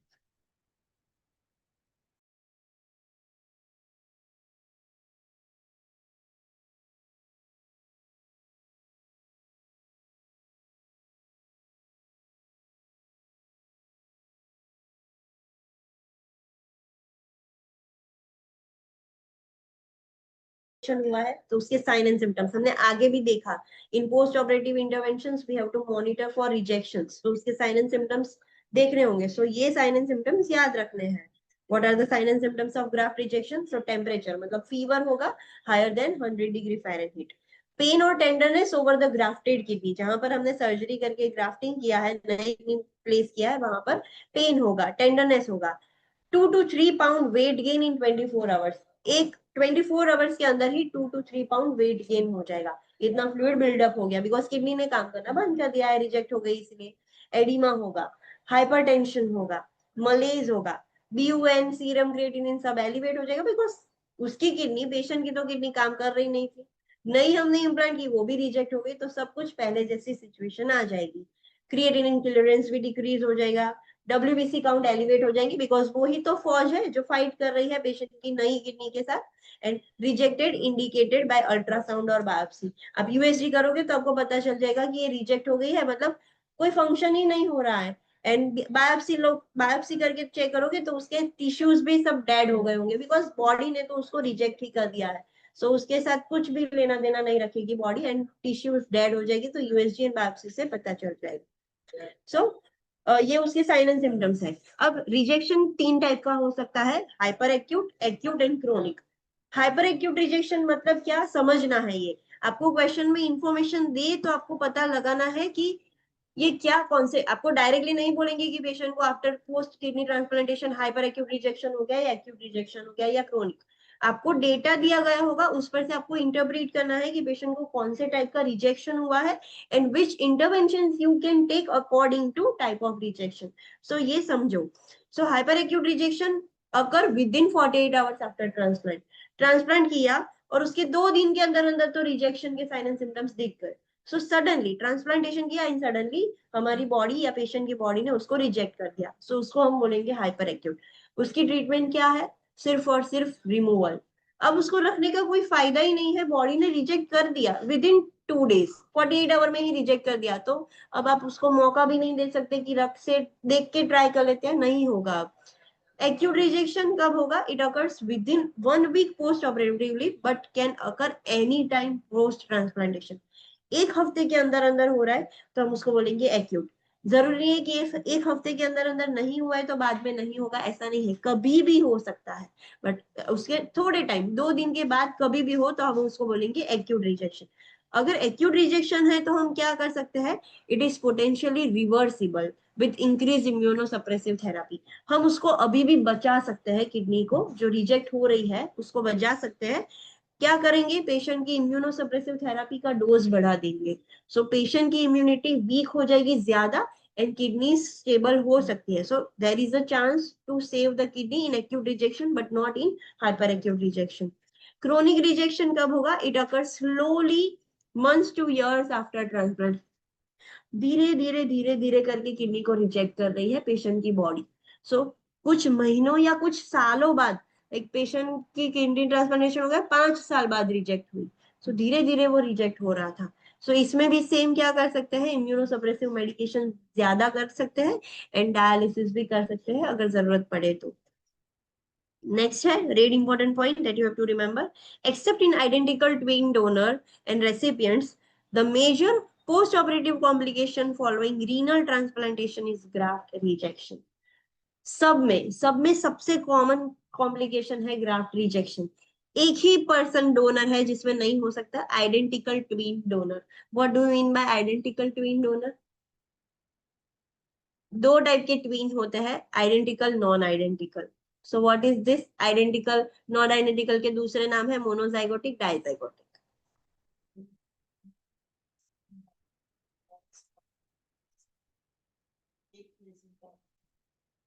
Okay, online students, what is your answer?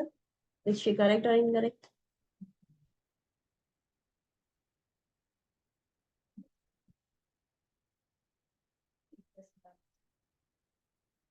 Online students, what is identical twins? उनमें rejection नहीं होगा, like बहुत ही minimum है rejection के chances. बाकी सारे पेशेंट में रिजेक्शन के चांसेस बहुत ज्यादा है, that is the common complication except for identical twins. So what is identical twins? Is it monozygotic or dizygotic? What is monozygotic and dizygotic then? We have studied this in OBJ.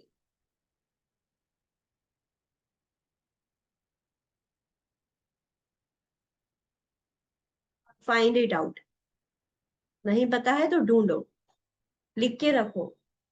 आपको information दी गई होगी तो ये words important है, what is identical, what is non identical, उसके same ही name अलग है, सिर्फ डाइजाइगोटिक एंड मोनोजाइगोटिक, मतलब पता चल जाएगा। तो कल मुझे बताना है कि क्या वाई उसमें रिजेक्शन के रिस्क कम है।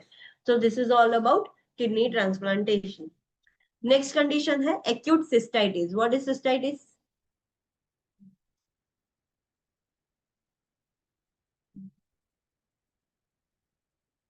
Online students, what is cystitis? Bladder infection. Inflammation and infection of bladder, we will call it cystitis. So cystitis, bladder UTI का ही organ है, urinary tract का ही है, so UTI ही बोलेंगे। Cystitis is a UTI and it is an inflammation of bladder from an infection, obstruction of urethra or other irritants. Directly infection की वजह से भी cystitis हो सकता है। यूरेथ्रा में स्टोन है, ऑब्स्ट्रक्शन हो गया है, तो ब्लैडर यूरिन से भरा रहेगा तो भी सिस्टाइटिस हो सकता है। या तो कुछ इरिटेंट्स, कुछ ब्लैडर इरिटेशन वाला कुछ इंसर्ट हो गया है डाई की वजह से, या उसकी वजह से भी, इरिटेंट्स की वजह से भी हो सकता है। Now let's see box 55.11, what are the causes of cystitis? ये जो इरिटेंट्स है, अदर क्या रीजंस है जिसकी वजह से सिस्टाइटिस हो सकता है? सो एलर्जेंस और irritants such as soap, spray, bubble bath, perfumed sanitary napkin. Patient tub bath ले रहा है, सोप टच हो गया है यूरेथ्रा के, अगर तो वहां से इरिटेशन हो सकता है। स्प्रे यूज किया है, बबल बाथ ले रहा है पेशेंट, सैनिटरी नैपकिन जो यूज कर रही है फीमेल वो परफ्यूम वाला है। ब्लैडर डिस्टेंशन, लाइक बहुत ज्यादा भर के रखता है पेशेंट, यूरिन होल्ड करके रखता है तो भी होगा। कैलकुलस स्टोन की वजह से हो सकता है। हार्मोनल चेंजेस की वजह से भी सिस्टाइटिस हो सकता है। क्यों हार्मोनल चेंजेस? बिकॉज जब हार्मोन्स चेंज होते हैं सब वजाइनल फ्लोरा पीएच ऑल्टर होती है during follicular phase. Vaginal flora pH कम होती है कि स्पर्म को ट्रैवल होने में इजी हो। सो ये जो ऑल्ट्रेशन होता है हार्मोन्स की वजह से, उसकी वजह से भी चांसेस है फीमेल्स को होने का। इनड्वेलिंग यूरिनरी कैथेटर्स की वजह से भी सिस्टाइटिस हो सकता है। इन्वेजिव यूरिनरी ट्रैक्ट प्रोसीजर, कुछ प्रोसीजर किया है तो भी हो सकता है। सिस्टोस्कोपी जैसा ऐसा कुछ किया है तो भी हो सकता है। Loss of bacterial properties of prostatic secretions, males के जो प्रोस्टेटिक सिक्रीशंस है उसमें बैक्टीरियल प्रॉपर्टीज होती है एंड मेल्स का पूरा एक ही है। सो अगर वो प्रॉपर्टीज ही ना रहे, बैक्टीरियल प्रॉपर्टीज ही ना रहे, तो फिर मेल्स को भी हो सकता है सिस्टाइटिस। माइक्रो ऑर्गेनिजम्स अंदर चले गए हैं तो उसकी वजह से poor fitting vaginal diaphragm, if female is using diaphragm as a contraceptive, तो अच्छा फिटिंग वाला नहीं है तो सेक्सुअल इंटरकोर्स की वजह से हो सकता है। सिंथेटिक अंडरवेयर्स और pantyhose, cotton that is the best but synthetic है, पेंटीहोज में फीमेल रेगुलरली यूज कर रही है। यूरिनरी स्टेसिस हो गया है, यूरिन आगे नहीं बढ़ रहा है, रुक गया है। Use of spermicide as a contraceptive and wet bathing suits, female bathing suit use कर रही है like she is a swimmer या मेल है कोई स्विमर है, सो गीले कपड़े पहनकर ही रखने से भी पेशेंट को सिस्टाइटिस हो सकता है। The most common causative organism are Escherichia coli, Enterobacter, Pseudomonas and Serratia species. ये कॉमन ऑर्गेनिज्म है जिसकी वजह से सिस्टाइटिस हो सकता है। NCLEX will not ask you about the organisms, वो नॉलेज बेस्ड क्वेश्चन आपको नहीं पूछेंगे। Cystitis is more common in women. क्यों सबसे कॉमन? फीमेल्स में सबसे कॉमन है cystitis compare to male. The rational is because women have shorter urethra than men and then urethra in woman is located close to rectum. दो reason, एक तो short urethra है, females का urethra short है compare to males, and दूसरा females का urethra rectum से बहुत नजदीक है कंपेयर टू मेल्स। Sexually active and pregnant women are most vulnerable to cystitis. हमने देखा कि इंटरकोर्स की वजह से भी हो सकता है। सो जो फीमेल सेक्सुअली एक्टिव है या प्रेग्नेंट है, प्रेगनेंसी की वजह से ब्लैडर को लाइक डिस्टेंशन और प्रॉब्लम होता है, यूरिन पेशेंट को, फीमेल को प्रॉब्लम हो जाता है, यूरिनरी फ्रीक्वेंसी बढ़ जाती है और वो सब होता है, तो उसकी वजह से वो सबसे ज्यादा वल्नरेबल हो जाएगी female. acute cystitis should not be confused with interstitial cystitis, which is a chronic condition of a bladder associated with pain and pressure of the bladder. Acute cystitis और इंटरस्टिशियल सिस्टाइटिस में confuse नहीं होना है। Acute cystitis मतलब suddenly हो जाएगा, interstitial cystitis क्या है, क्रोनिक है। क्रोनिक मतलब उसके सिम्टम्स, सिस्टाइटिस क्योर नहीं हुआ है बट उसके सिम्टम्स एक्सरसरबेट हो रहे हैं या रेमिशन में जा रहे हैं, so that is interstitial. So patient के अभी सिम्टम्स रेमिशन में चले गए हैं तो पेशेंट सोचेगा कि मुझे नहीं है, एक्सरसरबेट हुए तो पेशेंट सोचेगा कि मुझे एक्यूट सिस्टाइटिस हो गया। सो दोनों के बीच में कंफ्यूजन नहीं होना चाहिए। और इंटरस्टिशियल सिस्टाइटिस में प्रेशर फील होगा, पेशेंट को पेन फील होगा ब्लैडर में। असेसमेंट, सिस्टाइटिस के साइन एंड सिम्टम्स क्या है, फ्रीक्वेंसी एंड अर्जेंसी इंक्रीज हो जाती है, there is a urinary frequency, urinary urgency, दोनों के मीनिंग पता होने चाहिए। बर्निंग ऑन यूरिनेशन होगा, voiding in small amounts, full urine नहीं निकल रहा है, स्मॉल स्मॉल अमाउंट्स में यूरिन निकल रहा है। इनएबिलिटी टू वॉइड, वॉइड ही नहीं कर पा रहा है पेशेंट, बाहर नहीं निकल रहा है। Incomplete emptying of bladder, so there will be presence of residual urine in the bladder. Low abdominal discomfort और बैक डिस्कम्फर्ट, ब्लैडर स्पाज्म होगा, नीचे लो एब्डोमिनल पेन होगा, पेल्विक पेन होता है, बैक पेन होता है, ब्लैडर स्पाज्म्स भी होंगे। Cloudy dark foul smelling urine होगा पेशेंट का, हिमेच्यूरिया भी हो सकता है। Malaise, chills, fever, WBC count elevate हो जाएंगे जब यूरिन एनालिसिस करेंगे तब भी। ओके, यूरिन एनालिसिस में भी डब्ल्यूबीसी प्रेजेंट होंगे। एंड अगर हम चेक करते हैं ब्लड टेस्ट तो उसमें पता है कि 5 to 10,000 डब्ल्यूबीसी से, तो वो भी 11 से ज्यादा हो जाएंगे। This is red important point for you to remember. Altermentation is a sign of UTI in older adults. Frequency and urgency may not be specific symptom of UTI because of urinary elimination changes that occurs with aging. अब हमने ये symptoms देखे, कोई adult, normal young adult के अंदर ये symptoms आएंगे तो हमें पता चल जाएगा कि हाँ पेशेंट को यूटीआई है। बट आप अगर हॉस्पिटल में होंगे तो आपने देखा होगा तो पता नहीं, बट ओल्डर पेशेंट में फ्रीक्वेंसी एंड अर्जेंसी हम एज अ यूटीआई नहीं इंडिकेट कर सकते। क्यों? बिकॉज उनकी एज हो गई है तो फ्रीक्वेंसी अर्जेंसी बढ़ेगी ही। Patient can not hold, older patient can not hold the urine, older patient को बार बार यूरिनेशन के लिए जाना पड़ेगा, so that could not indicate the UTI. So उनके लिए क्या मेन सिम्टम होगा, ऑल्टरमेंटेशन। आपने ओल्डर पीपल को देखा होगा, उनका मेंटल स्टेटस चेंज हो जाता है, like they will stop, they will like they will continuously talk करते रहेंगे, कंफ्यूज हो जाएंगे, डिसोरिएंटेड हो जाएंगे, मेंटल स्टेटस पूरा ऑल्टर हो जाता है। मुझे एक पेशेंट याद है, मैं जब जॉब कर रही थी तब एक पेशेंट को यूटीआई हो गया था, फीमेल पेशेंट थी। And at night she gave a call bell, nursing call bell दिया, मैं अंदर गई एंड शी टोल्ड मी कि मेरे हाथ पर लाइक चींटियां चल रही है, ऐसा कुछ मुझे फील हो रहा है। So I told her there is nothing, please go to sleep, कुछ प्रॉब्लम नहीं है, there is no ant in your bed, मैंने सब कुछ बोला। फिर से मुझे कॉल बेल दिया कि दीवार पर कुछ इंसेक्ट्स ऐसे चल रहे हैं, so she was completely disoriented. So ये मेंटल स्टेटस चेंज हो जाता है, she was completely normal, she was mentally healthy, but ये जो चेंजेस हुए थे तो ओल्डर पीपल में ये साइन एंड सिम्टम सबसे कॉमन है। इंटरवेंशन, अगर सिस्टाइटिस हो जाता है तो क्या करना है, सो मेन तो है कि इन्फेक्शन है तो we will give antibiotics, that is the main treatment, but हमें सिम्टोमेटिक ट्रीटमेंट भी करनी पड़ेगी। So before administering prescribe antibiotic, obtain a culture and sensitivity if prescribe to identify the bacteria growth. Urine का sample लेके culture के लिए भेजेंगे, that is the first step before starting the antibiotic. Encourage the client to increase fluid up to 3 liters per day, especially if the client is taking sulfonamide. Sulfonamide can form crystals in concentrated urine. जब भी UTI होता है तो UTI की treatment में भी doctors बोलते हैं कि पानी ज्यादा पियो, सो सारे बैक्टीरिया और वो सब फ्लश आउट हो जाए। दूसरा, पेशेंट को सिस्टाइटिस है, यूटीआई है, और डॉक्टर ने एंटीबायोटिक में सल्फोनामाइड ग्रुप वाले एंटीबायोटिक, सल्फ वाले लाइक सल्फाबैक्टम और ऐसे सल्फ वाले एंटीबायोटिक्स बोले हैं।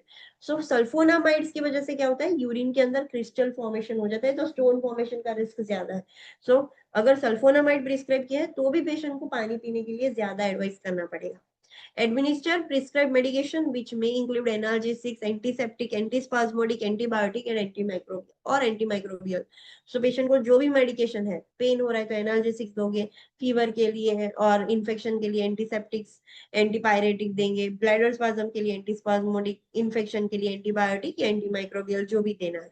यूरिन की पीएच मेंटेन करनी है एसिडिक होता है urine, acidic environment bacterial growth नहीं हो सकता है, सो उसकी पीएच मेंटेन करनी होगी. So we have to instruct the client about the foods to consume to maintain acidic urine. Patient को बोलना है कि ऐसे फूड लो, यूरिन वाले food actually they are good for urine acidity, so patient को बोलना है कि ऐसे फूड कंज्यूम करो. प्रोवाइड हीट टू एब्डोमेन और sitz bath for the complain of discomfort. Patient को पेन हो रहा है, डिस्कम्फर्ट हो रहा है, सो पेशेंट को हीट एप्लीकेशन कर सकते हैं लोअर एब्डोमेन पर, पेल्विक रीजन में, या तो सिट्स बाथ भी पेशेंट ले सकता है. Note that if the client is prescribed in aminoglycoside, sulfonamide और nitrofurantoin, the action of this medications are decreased by acidic urine. ये एंटीबायोटिक्स है. अगर सिस्टाइटिस ट्रीट करने के लिए डॉक्टर ने बोला है, एमिनोग्लाइकोसाइड बोला है, वो सारे एंटीबायोटिक दिए हैं, सल्फोनामाइड ग्रुप के एंटीबायोटिक दिए हैं, नाइट्रोफ्यूरेंटॉइन दिया है, तो ये मेडिकेशंस की एक्शन कम हो जाती है ड्यू टू एसिडिक यूरिन. सो फिर अगर ये मेडिसिन चल रही है तो पेशेंट के एसिडिक यूरिन नहीं मेंटेन करना है, वरना यूरिन एसिडिक हो जाता है, मेडिसिन काम नहीं करेगी. सो ये ध्यान रखना है. Use sterile technique when inserting a catheter. Catheter use कर रहे हैं तो स्टेराइल टेक्निक यूज करो बिकॉज ऑलरेडी सिस्टाइटिस है. Provide meticulous perineal care for the client with indwelling catheter. Catheter है तो प्रॉपर मेटिक्यूलस केयर करो कि इन्फेक्शन ज्यादा ना हो. हमने कैथेटर इसीलिए इंसर्ट किया है कि ब्लैडर एम्प्टी रह सके, ब्लैडर हील हो सके. Discourage caffeine product such as coffee, tea and cola. जिसमें कैफीन है वो सब कुछ अवॉइड करने के लिए बोलोगे. ये हो गई इंटरवेंशन. अब क्लाइंट को क्या एजुकेशन दोगे आफ्टर सिस्टाइटिस? सो पेशेंट को बोलना है avoid alcohol, take medication as prescribe. जो भी मेडिसिन आपको घर पे बोला है वो रेगुलरली लेना है. Take antibiotics on schedule and complete the entire course of medication as prescribe which may be 10 to 14 days. Antibiotics का मैक्स टू मैक्स 14 डे का कोर्स होता है, सो वो तो कंप्लीट करना है. फिर 3 दिन लिया, सिम्टम्स नहीं आ रहे, बंद कर दिया, ऐसा नहीं करना है, वरना रेजिस्टिविटी हो जाती है. सो पेशेंट को बोलना है एंटीबायोटिक स्केड्यूल पर लेना है, जो टाइम पर बोला है वही टाइम पर लेना है और उसका डोज कंप्लीट करना है. Repeat the urine culture following the treatment. एक कोर्स हो गया, कंप्लीट हो गया, 14 डेज का कोर्स है तो 15 डे के बाद पेशेंट को फॉलोअप के लिए बुलाएंगे एंड फिर से यूरिन कल्चर कर लेंगे टू चेक कि अब क्लियर हो गया सब कुछ. And prevent the recurrence of cystitis. फिर से सिस्टाइटिस ना हो, वो कैसे पेशेंट प्रिवेंट करेगा? सो उसके हम पेशेंट को इंस्ट्रक्शंस देंगे कि how to prevent cystitis in future. Cystitis को कैसे प्रिवेंट किया जा सकता है. सो उसके लिए बोलना है use good perineal care, wiping front to back. Perineal care अच्छी करनी है, ऑलवेज फ्रंट से लेके बैक पर वाइप करना है, not from back to front. Urethra से रेक्टम तक जाना है, not from rectum to urethra. So ये पेशेंट को सिखाना है. Avoid bubble bath, tub bath and vaginal deodorants और स्प्रेस. बबल बाथ नहीं लेना है. आपने देखा होगा इट इज सो ट्रेंडिंग कि अब सब लोग क्या करते हैं कि बाथ टब में डिफरेंट टाइप्स ऑफ फ्रेग्रेंसिंग एजेंट्स या सोप्स और ऐसा कुछ इंसर्ट करते हैं, बॉम जैसा बोलते हैं. और सो ये सारी चीजों से पेशेंट का वो जो फ्लोरा है वो डिस्टर्ब हो सकता है, उसकी वजह से उसको वजाइनल इन्फेक्शन भी हो सकता है एंड ब्लैडर इन्फेक्शन, यूरेथ्राइटिस सब हो सकता है. सो पेशेंट को बोलना है बबल बाथ, टब बाथ ना लो फ्रीक्वेंटली एंड वजाइनल डिओड्रेंट्स और स्प्रेज भी यूज नहीं करने हैं. Void every 2 to 3 hour. हर 2 से 3 घंटे में वॉइडिंग के लिए जाना बेटर होगा. वियर कॉटन पैंट्स और अवॉइड वियरिंग टाइट क्लोथ्स और पैंटीहोस विथ स्लेक्स. जितना हो सके उतना कॉटन अंडरगारमेंट्स पहनने हैं. टाइट क्लोथ्स या है या पैंटीहोस है, स्लेक्स है, वो सब अवॉइड करना है. वो सिंथेटिक मटेरियल का होता है, that is why. Avoid sitting in a wet bathing suit for prolonged periods. अगर पेशेंट स्विमर है या कहीं पर गया है like, so wet bathing suit पानी में है तब तक ठीक है, but unnecessarily wet bathing suit पहन के प्रोलॉन्ग पीरियड तक बैठे नहीं रहना है. Patient has to change it. If pregnant, void every 2 hour. अगर प्रेग्नेंट है तो हर 2 घंटे में वॉइडिंग करना है. If menopausal, use estrogen vaginal creams to restore the pH. Female menopausal है so due to hormonal imbalance vaginal pH कम हो जाएगी, so bacterial flora like acidic environment decrease हो जाता है. तो पेशेंट को हम बोल सकते हैं कि एस्ट्रोजन क्रीम यूज करो कि जिससे पीएच भी बढ़ जाए, मतलब पीएच कम हो जाए, एसिडिक हो जाए, सो बैक्टीरियल ग्रोथ ना हो. Use water soluble lubricants for intercourse specially after menopause. Menopause female है तो उनको बोला है वाटर सॉल्युबल लुब्रिकेंट्स यूज करें, ऐसा परफ्यूम वाला एंड अदर लुब्रिकेंट्स ना यूज करें. Void and drink a glass of water after intercourse. ये फीमेल्स को याद रखना चाहिए. After intercourse she has to drink water and she has to void. तो सिस्टाइटिस प्रिवेंट कर सकते हैं. Okay, so that is all about cystitis. Next है urethritis. What is urethritis?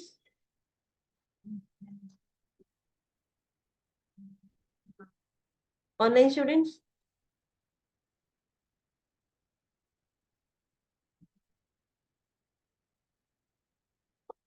What is urethritis? Inflammation of urethra. So inflammation of urethra commonly associated with STI and may occur with cystitis. Urethra में inflammation दो reason की वजह से हो सकता है, एक तो एसटीआई की वजह से sexually transmitted infection, and cystitis bladder infection है तो यूरेथ्रा भी होगा ही. Urethritis is most often urethritis most often is caused by gonorrhea or chlamydia. Chlamydial infection. Gonorrhea and chlamydial infection क्या है? Online students?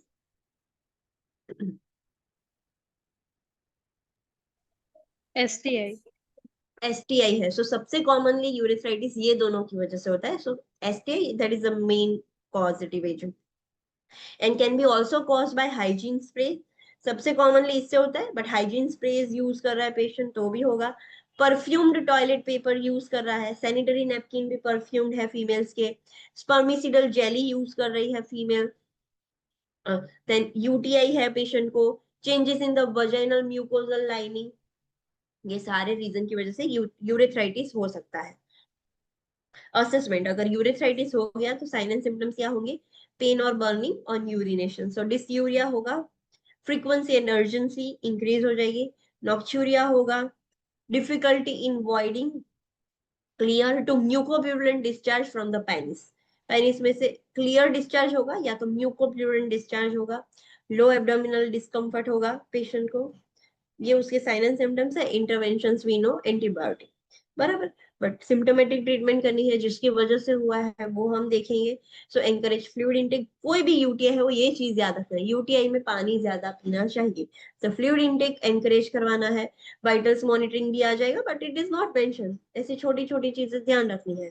Prepare the client for testing to determine whether an STI is present, because हमें पता है STI की वजह से भी हो सकता है. Different causes are there, but एक बार पेशेंट सिस्टाइटिस यूरेथ्राइटिस लेकर आए कंप्लेन तो एसटीआई रूल करना हमारे रिस्पॉन्सिबिलिटी में आता है कि उसको एसटीआई है कि नहीं, तो वो टेस्टिंग कर लेना है. Administer antibiotic as prescribe. instruct the client to in the administration of sits और टब बाथ. मेडिकेशन वाला टब बाथ या सिट्स बाथ हम पेशेंट को बोल सकते हैं कि आप ले सकते हो. If stricture occurs, prepare the client for dilation of the urethra and installation of an antiseptic solution. Stricture मतलब नैरोइंग हो जाना. सो इन्फेक्शन हुआ है तो इन्फ्लामेशन की वजह से वो थिक हो जाएगी वॉल, तो नैरो हो जाएगा यूरेथ्रा, यूरिन निकलेगा कैसे? तो अगर स्ट्रिक्चर हो जाता है तो हमें प्रोसीजर करके वो यूरेथ्रा को डायलेट करना होगा एंड वहां पर एंटीसेप्टिक सॉल्यूशन इंस्टिल करना होगा. Instruct the client to avoid the use of perfume toilet paper और perfume sanitary napkins and feminine hygiene sprays. So patient को बोलना है कि ये जो परफ्यूम टॉयलेट पेपर्स आते हैं या परफ्यूम सैनिटरी नैपकिन्स आते हैं, हाइजीन स्प्रेज आते हैं, ये जो कंपनी है वी वॉश और ये सब, so that is all bullshit. ये सब यूज नहीं करना चाहिए. उसकी वजह से जो वजाइनल और ये पेरिनियल फ्लोरा है वो डैमेज होता है. दे आर डूइंग मार्केटिंग, उनको अपना बिजनेस करना है, बट फीमेल्स को बोलना है ये सब अवॉइड करें, ना यूज करें. Instruct the client to avoid intercourse until the symptoms subside और treatment of the STI is complete. Patient को बोलना है इंटरकोर्स अवॉइड करना है जब तक सिम्टम्स चले नहीं जाते, या तो एसटीआई है और एसटीआई की ट्रीटमेंट कंप्लीट नहीं हो जाती तब तक you have to take abstinence. Instruct the client about STI if this is a cause. अगर चलो हमने देखा अदर कॉज भी है, यूटीआई की वजह से ये नेपकिन्स परफ्यूम और उसकी वजह से हो रहा है तो उसकी वजह से है तो ठीक है, बट अगर एसटीआई की वजह से ही यूरेथ्राइटिस हुआ है तो एसटीआई है तो क्या पेशेंट को इंस्ट्रक्शन दोगे? Prevent STI by the use of latex condom और एब्स्टिनेंस. एसटीआई को कैसे प्रिवेंट किया जा सकता है? Only by using latex condom और simply abstinence. All sexual partners during 30 days before the diagnosis with chlamydial infection should be notified, examined and treatment if indicated. कोई person आपके पास आया है, उसको यूरेथ्राइटिस है and the cause is STI, उसको क्लैमिडियल या ग्लोनोरियल infection हुआ है, तो उसको पूछना है कि लास्ट 30 डेज में who was your sexual partner. जो भी उसका सेक्सुअल पार्टनर है, सिंगल या मल्टीपल, उन सबको बुलाना है, उनको नोटिफाई करना है कि चेक करने के लिए आए, उनका टेस्ट करना है, अगर पॉजिटिव आए तो उनकी भी ट्रीटमेंट करनी पड़ेगी हमें। Chlamydial infection often coexist with gonorrhoea, diagnostic testing is done for both STI. हमने ऑलरेडी देखा था कि जो एसटीआई है, gonorrhoea and chlamydia are best friend. Chlamydia होगा तो गोनोरिया भी हो जाएगा, गोनोरिया है तो क्लेमिडिया भी हो जाएगा, सो दे आर बेस्ट फ्रेंड्स। सो अगर एक इन्फेक्शन है तो दूसरों के लिए भी टेस्ट करना ही पड़ेगा। Treatment for STI includes antibiotic as prescribed to treat the positive organism. STI के लिए ट्रीटमेंट क्या है? एंटीबायोटिक। सो ऑर्गेनिज्म को ट्रीट करने के लिए स्पेसिफिक एंटीबायोटिक्स होती है। A serious primary complication of chlamydial infection is sterility. Chlamydial infection की वजह से जो भी पर्सन इन्फेक्ट हुआ है, फीमेल और मेल, स्टेराइल हो सकता है, so they can not conceive और become parents in future. So ये एक सीरियस कॉम्प्लिकेशन है, that is why it is important to treat this STI. Follow up culture may be requested in 4 to 7 days to evaluate the effectiveness of medication. 4 से 7 दिन बाद फिर से follow up के लिए पेशेंट को बुलाना है टू चेक कि हमने जो मेडिसिन दी वो इफेक्टिव है कि नहीं, असर हुआ कि नहीं, उसके लिए पेशेंट को बुलाना है। तो ये सारी एजुकेशन आप पेशेंट को दोगे if the cause is STI. Okay, next condition is ureteritis. What is ureteritis? Online students,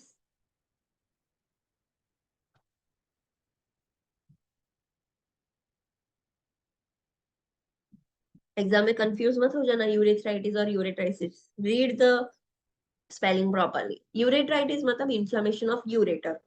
So it is an inflammation of ureter commonly associated with bacterial or viral infection and pyelonephritis. What is pyelonephritis?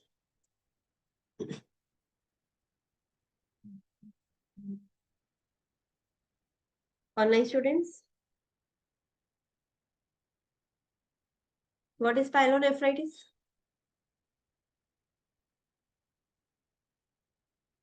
Divide the word pyelonephritis. Nephritis. Kidney infection.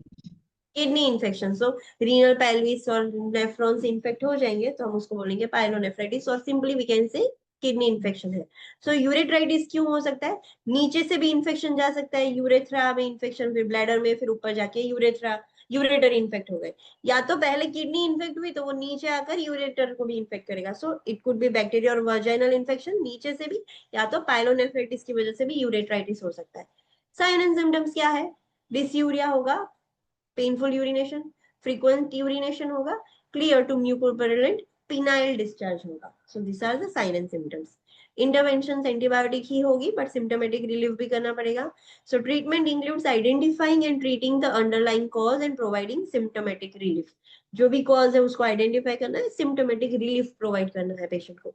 Metronidazole and clotrimazole may be prescribe for treating trichomonas infection. Trichomonas एक fungal infection है, right? So अगर trichomonas STI है, ट्राइकोमोना, right? So अगर trichomonas की वजह से हुआ है तो we will give metronidazole and clotrimazole देंगे।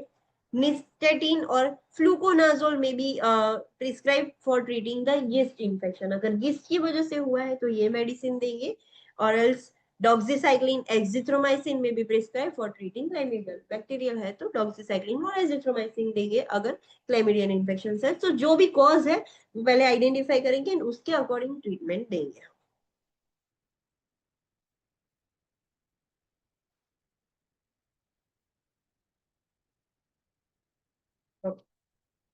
नेक्स्ट है पायलोनेफ्राइटिस। वी नो पायलोनेफ्राइटिस मतलब पेल्विस और नेफ्रॉन दोनों का इन्फेक्शन, मतलब किडनी का infection. It is an inflammation of renal pelvis and parenchyma. Parenchyma में नेफ्रॉन आते हैं, pelvis is not a part of parenchyma and we know what is parenchyma, हमने आगे देखा था एनाटॉमी में। It is commonly caused by bacterial invasion. Bacteria अंदर चला गया उसकी वजह से सबसे कॉमनली होता है। Two types of pyelonephritis, acute and chronic. Acute मतलब it often occurs with after bacterial contamination of the urethra or following an invasive procedure of urinary tract. So acute pyelonephritis एक तो suddenly हो जाएगा, and क्यों हुआ? Urethra contamination हुआ, तो urethra फिर bladder, ureter and then kidney तक पहुंच गया वो इन्फेक्शन, या तो हमने कोई इन्वेजिव प्रोसीजर किया यूरिनरी ट्रैक्ट में। For example catheter remove, stone removal की प्रोसीजर है बट ट्रांस यूरेथ्रल है, तो हमने ट्रांस यूरेथ्रली वो इंसर्ट किया स्टोन रिमूव करने, हमने तो कुछ अंदर इंसर्ट किया, इन्वेजिव किया, तो उसकी वजह से भी चांसेस है। क्रोनिक पायलोनेफ्राइटिस क्यों होगा? क्रोनिक है, सो सडनली डेवलप नहीं होगा, it will take time. So it most commonly occurs following chronic urinary flow obstruction with reflux. लंबे टाइम से पेशेंट का यूरिनरी फ्लो ऑब्स्ट्रक्शन है, मतलब पेशेंट को किडनी स्टोन है बट बहुत टाइम से है, तो धीरे धीरे वो ऑब्स्ट्रक्शन हो रहा था एंड देन पेशेंट को क्रोनिक पायलोनेफ्राइटिस हो गया. E. coli is the most common causative bacterial organism. ये बैक्टीरिया कौन सा सबसे कॉमन है जो पायलोनेफ्राइटिस करता है? That is E coli, Escherichia coli, that is the common organism. Now let's study about acute pyelonephritis. So हमने बताया कि वो सडन है, कैसे होता है. So acute pyelonephritis occurs as a new infection और recurs as a relapse of previous infection. Acute pyelonephritis new infection, like कोई पेशेंट है जिसको कभी भी यूटीआई न्यू है तो उसको भी हो सकता है, या तो जिसको है तो दूसरी बार वो रिलैप्स भी हो सकता है, वापस से भी हो सकता है. It can progress to bacteremia और क्रोनिक पायलोनेफ्राइटिस. एक्यूट को ट्रीट नहीं किया तो एक्यूट में से क्रोनिक कंडीशन हो जाएगी, और एल्स बैक्टीरियमिया भी हो सकता है. What is bacteraemia? बैक्टीरियमिया, एमिया किसके लिए वर्ड यूज हो रहा है? तो yes, online students, what is bacteraemia?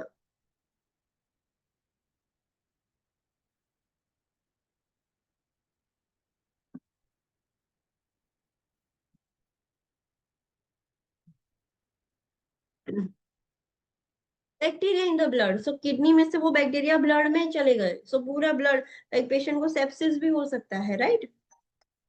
अब acute pyelonephritis के साइन एंड सिम्टम्स क्या है? There are different sign and symptoms for chronic and acute. Acute के क्या है? फीवर एंड चिल्स होगा, टेकीकार्डिया, टेकीपनिया होगा, नोजिया होगा, सबसे कॉमन फ्लैंक पेन होगा अफेक्टेड साइड, जो भी जहां पर भी पायलोनेफ्राइटिस हुआ वहां पर फ्लैंक पेन होगा. कॉस्टोवर्टिब्रल एंगल टेंडरनेस, मतलब ये जो लास्ट वर्टिब्रा होता है वहां पर ऐसे छुओगे तो पेशेंट को पेन होगा.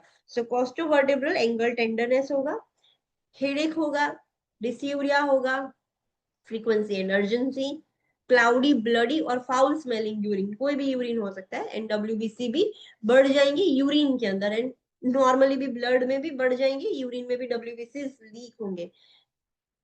पेशेंट का अगर यूरिन अब माइक्रोस्कोपिक करो तो उसमें एपिथेलियल सेल्स भी प्रेजेंट होंगे, ब्लड सेल्स आरबीसीज भी प्रेजेंट होंगे, सो ये सब होगा.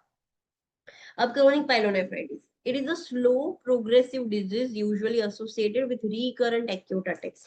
ये धीरे धीरे प्रोग्रेसिव डिजीज है, एंड समटाइम्स क्रोनिक पायलोनेफ्राइटिस बार बार उसको एक्यूट पायलोनेफ्राइटिस हो रहा है, सो रिकरेंटली हो रहा है, हर साल उसको पायलोनेफ्राइटिस हो रहा है, तो धीरे धीरे वो क्रोनिक में कन्वर्ट हो जाएगा.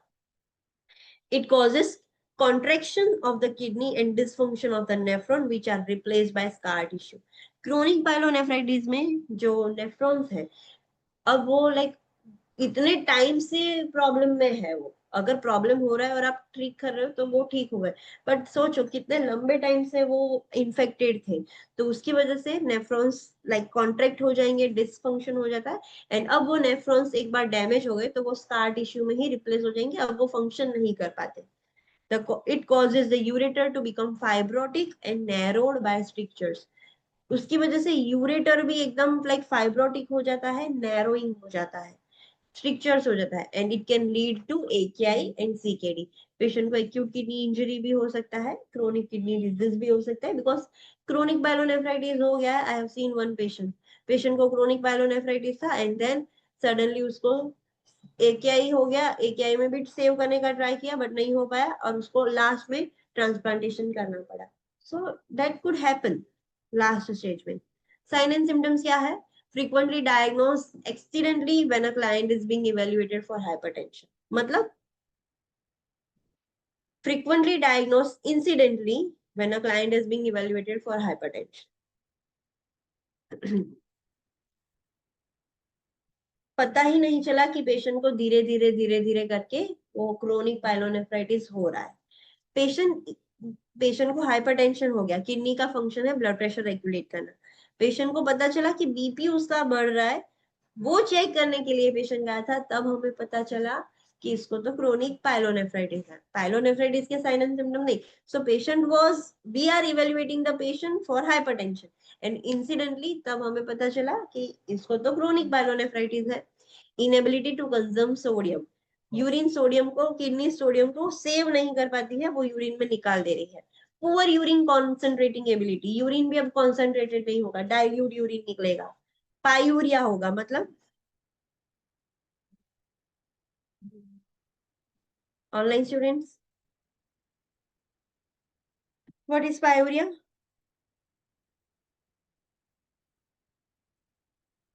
Pus in urine, azotemia, I hope you know azotemia and proteinuria. So ये उसके साइन एंड सिम्टम्स है क्रोनिक के। अब इंटरवेंशंस क्या करेंगे? कॉमन इंटरवेंशंस दी गई है। So we have to monitor vital signs, specially temperature check करना है, इन्फेक्शन है तो टेम्परेचर बढ़ेगा।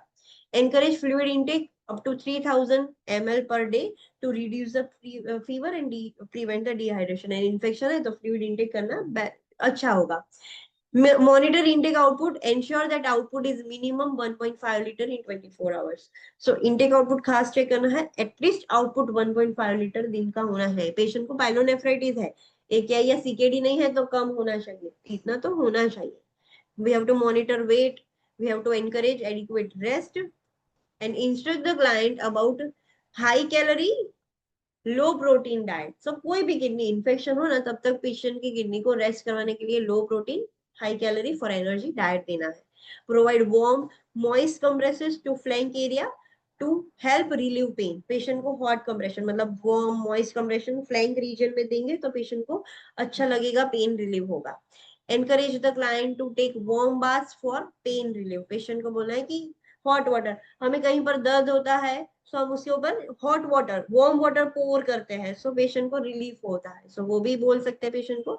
And we will administer analgesics for pain, antipyretics for fever, antibiotics for infection, urinary antiseptics भी दे सकते हैं, एंटी एमेटिक्स देंगे। यस, यूटीआई मतलब यूटीआई में सबसे कॉमन किडनी का इन्फेक्शन होता है तो पेशेंट को वॉमिटिंग बहुत ज्यादा होती है, सो एंटी एमेटिक्स देना है as prescribe. Monitor for sign of AKI और सीकेडी, अगर क्रोनिक है तो AKI CKD हो सकता है तो उसके भी साइंस चेक करने हैं। And encourage follow up urine culture.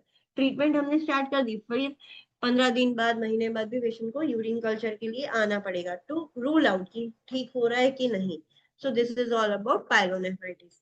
Glomerulonephritis and nephrotic syndrome we have completed in paediatric, और नहीं है तो हम पीडियाट्रिक में फिर से देख लेंगे। ग्लोमेरुलोनेफ्राइटिस मतलब नेफ्रॉन में ही इंफेक्शन है, glomerulus and nephron. And nephrotic syndrome is a complex chronic condition, उसमें 4 मेन सिम्टम होते हैं, तो वो हम पीडियाट्रिक में देखेंगे। देन है polycystic kidney disease. Let's complete it. Complete करनी है कि कल देखें ऑनलाइन स्टूडेंट्स? चलो बोलो।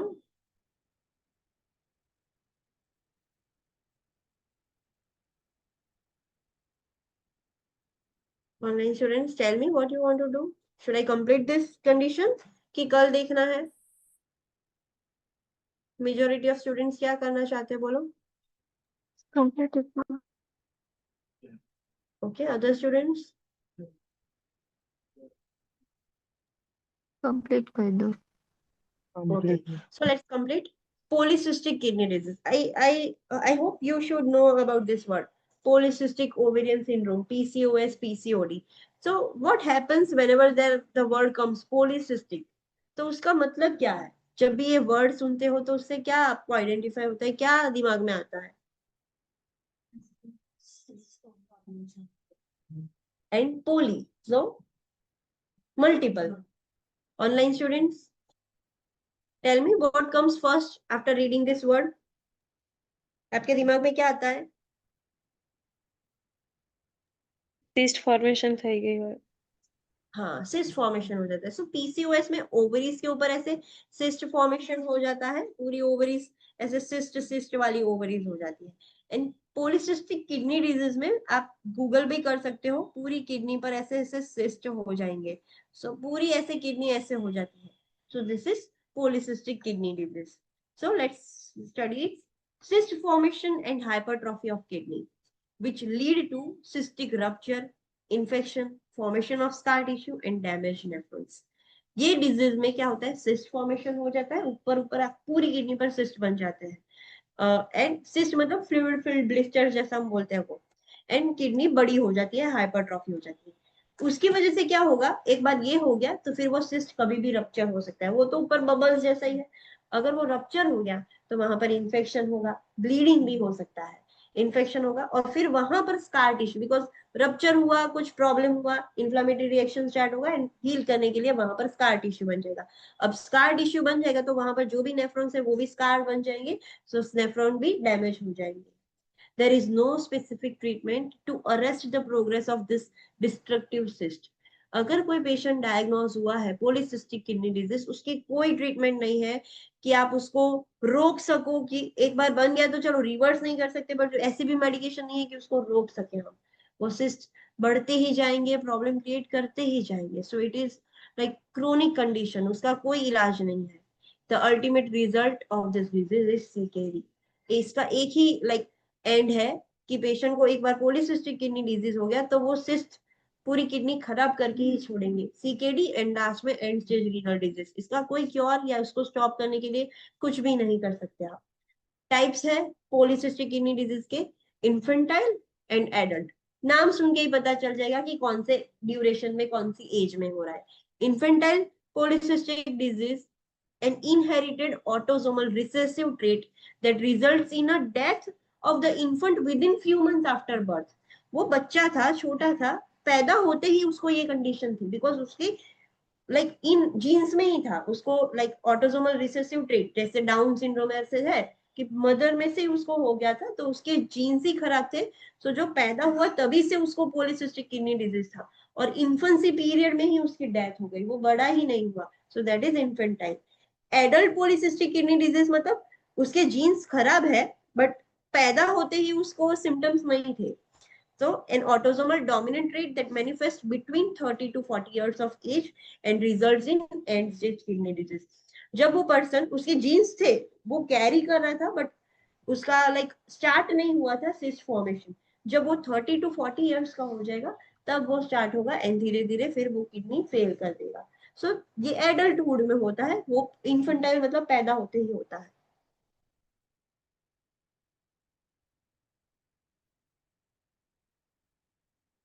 ओके, साइन एंड सिम्टम्स क्या है? Often asymptomatic until the age of 30 to 40 years. दो टाइप थे, अगर पैदा ही होते हो गया है तो वो मर जाएगा, बट समटाइम्स अगर उसको है तो भी 30 टू 40 इयर्स तक तो पता ही नहीं चलेगा, right? So it will go asymptomatic.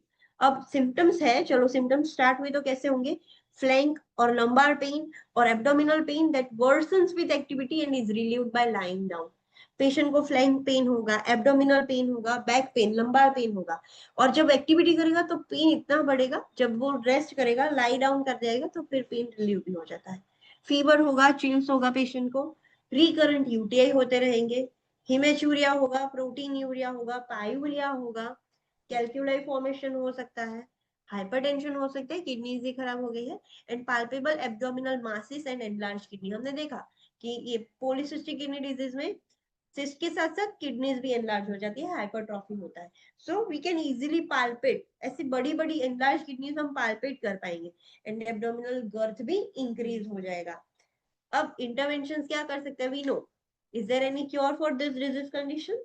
No, इसका कोई क्योर ही नहीं है। We can not stop the growth of the cyst also. So सिर्फ सिम्टोमेटिक ट्रीटमेंट ही करनी है, पेशेंट को ध्यान रखना है। We can just wait, CKD हो जाता है तब तक वेट ही करना है, और कुछ हम कर नहीं सकते, तो सिम्टोमेटिक ट्रीटमेंट करनी होगी। Monitor for gross haematuria which indicate cyst rupture. देख, सिस्ट रप्चर की वजह से इन्फेक्शन भी होता है, ब्लीडिंग भी होता है। सो अगर रप्चर होने की वजह से ब्लीडिंग होगा तो हिमेचूरिया होगा, सो वो मॉनिटर करना है। Increase sodium and water intake because sodium loss rather than retention occur. इसमें पेशेंट को सोडियम एंड वाटर इनटेक करवाना होगा, क्यों? बिकॉज ये डिजीज में सोडियम लॉस हो जाता है ज्यादा, रिटेन नहीं होता, लॉस होता है। सो सोडियम के साथ साथ पानी भी निकल जाएगा, सो पेशेंट डिहाइड्रेटेड हो जाता है। So sodium and water intake बढ़वाना है। Provide bed rest if ruptured cyst and bleeding occur. Cyst rupture हो रहे हैं, ब्लीडिंग हो रहा है, तो फिर पेशेंट को बेड रेस्ट करवाना है। Monitor pain, teach the use of medication, avoid non-steroidal anti-inflammatory drug and aspirin because of risk of bleeding। जहां पर भी bleeding हो, NSAIDs and aspirin अवॉइड करने हैं, बिकॉज उससे ब्लीडिंग का रिस्क बढ़ता है। सो पेशेंट को पेन मॉनिटर, पेशेंट को घर पे भी बोलना है कि पेन कैसे मॉनिटर करना है। पेन के लिए मेडिकेशन दे सकते हो, बट उसमें ये 2 मेडिकेशन नहीं लेनी है। And use dry heat to abdomen and flank area for comfort when cyst are infected. अब सिस्ट इन्फेक्ट हो गए हैं तो भी पेन होगा, तो उसके ऊपर आप ड्राई हीट आप अप्लाई कर सकते हो एब्डोमेन पर, फ्लैंक रीजन पर, सो पेशेंट को थोड़ा अच्छा लगेगा। Prevent constipation from pressure of the cyst on colon by adequate fiber in diet, stool softener, adequate fluid intake and exercise. वो cyst है, किडनी भी बड़ी हो रही है, cyst भी बड़ी हो रही है, सो आसपास के ऑर्गन्स पर प्रेशर पड़ेगा, सो उसकी वजह से नॉर्मल स्टूल पास नहीं हो पाएगा, राइट। सो पेशेंट को बोलना है कि हाई फाइबर डाइट लो, स्टूल सॉफ्टनर्स भी ले सकता है, फ्लूइड इंटेक बढ़ाना है, एम्बुलेशन करना है, एक्सरसाइज करनी है। Prepare the client for percutaneous cyst puncture for relief of obstruction और for draining an abscess। अब cyst इतने ज्यादा बढ़ गए हैं कि आसपास के ऑर्गन्स को ऑब्स्ट्रक्ट कर रहे हैं, तो हम बाहर से परक्यूटेनियसली, मतलब बाहर से स्किन से वो सिस्ट को पंचर कर सकते हैं, उसको फोड़ सकते हैं। But we have to be very careful, because फोड़ेंगे तो इन्फेक्शन का भी रिस्क है, ब्लीडिंग का भी है, so we have to be very careful, but we can do the puncture of cyst. So percutaneously puncture करने के लिए टू रिलीव द ऑब्स्ट्रक्शन, या तो सिस्ट के अंदर बहुत सारा पस है तो उसको भी निकालने के लिए हम ये प्रोसीजर कर सकते हैं। Use administer anti hypertensive as prescribe, patient का बीपी एबनॉर्मल हो जाएगा इसीलिए। प्रिवेंट और ट्रीट यूटीआई, सिस्ट है, रप्चर होगा, ऑटोमेटिकली भी अंदर रप्चर होता है, सो उसकी वजह से इन्फेक्शन होगा, तो प्रिवेंट करने के लिए भी एंटीबायोटिक दे सकते हैं, एंड हो गया है तो ट्रीटमेंट के लिए भी हम दे सकते हैं antibiotic. Prepare the client for dialysis और renal transplant, because we know उसका लास्ट है सीकेडी एंड ईएसआरडी, तो डायलिसिस करना ही पड़ेगा, there is no option. So prepare the client for dialysis और अल्टीमेटली किडनी ट्रांसप्लांटेशन भी किया जा सकता है। Encourage the client to seek genetic counselling, genetic counselling करना पड़ेगा पेशेंट का, जीन स्क्रीनिंग इन शॉर्ट करना पड़ेगा, पेशेंट को एनकरेज करना है कि एक बार करवा के देख लो। Provide psychological support to the client and family member, psychological support देना पड़ेगा। Provide psychological support and genetic counseling for the family members without polycystic kidney disease who may want to donate a kidney। अब patient के family members में से किसी को donate करना है, राइट। पेशेंट को है पॉलीसिस्टिक डिजीज, जीन्स खराब है इसकी वजह से होता है, ना कुछ बैड हैबिट्स की वजह से नहीं हो रहा है, तो फैमिली मेंबर्स में से किसी को डोनेट करना है तो उनका भी चेक करना होगा। अगर उनके पास वो जीन है तभी तो पेशेंट के पास आए, तो उनका स्क्रीनिंग करना है, जेनेटिक काउंसलिंग करना है, फिर अगर पॉसिबल उनके जीन्स एबनॉर्मल नहीं है तो वो डोनेट कर सकते हैं, otherwise they can not donate. हाँ यस, तो भी होने के चांसेस है, यस। सो इसलिए ये चीज ध्यान रखनी होती है। So that is all about polycystic kidney disease. Let's do a quick revision, आज हमने क्या देखा। Okay, so we have completed post-operative interventions of peritoneal dialysis. You should know क्या करना है। फिर हमने client instruction देखा कि किडनी, okay no, ट्रांसप्लांटेशन की पोस्ट ऑपरेटिव इंटरवेंशन से, not peritoneal dialysis. Kidney transplantation करने के बाद पेशेंट को क्या ध्यान रखना है वो हमने देखा। ट्रांसप्लांटेशन की एक कॉमन कॉम्प्लिकेशन है, that is rejection, जीवीएचडी, graft versus host disease, ऐसा भी लिखा हो तो भी रिजेक्शन समझना है, रिजेक्शन लिखा हो तो भी रिजेक्शन। तो उसके साइन एंड सिम्टम्स हमने स्टडी किए, जिससे हमें पता चल सकता है कि रिजेक्शन है। रिजेक्शन 3 टाइप के हो सकता है, hyper acute, acute and chronic. Hyper acute मतलब विद इन 48 आवर्स रिजेक्ट हो जाए तो उसको हाइपर एक्यूट बोलेंगे। उसकी ट्रीटमेंट क्या है, increase the dose of immunosuppressive therapy.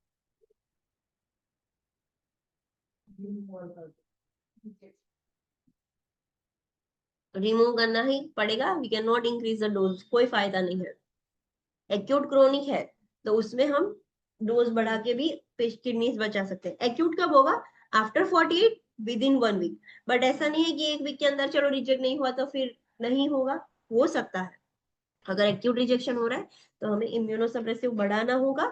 And yes, that is the main thing. And chronic rejection कभी भी हो सकता है, after months and after years, 10 साल बाद भी हो सकता है, there is no any chance. इसीलिए पेशेंट को लाइफ टाइम लेना पड़ता है, बिकॉज लेना बंद कर दे, 5 साल तक ले फिर बंद कर दे तो रिजेक्ट हो जाएगा। सो पेशेंट को कभी भी हो सकता है। उसके इंटरवेंशन से इम्यूनोसप्रेसिव दो एंड डायलिसिस करवाओ। What is this red important point?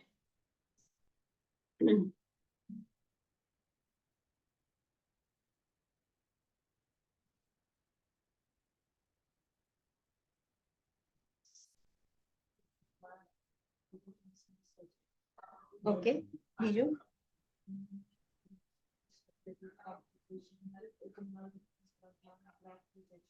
Yes online students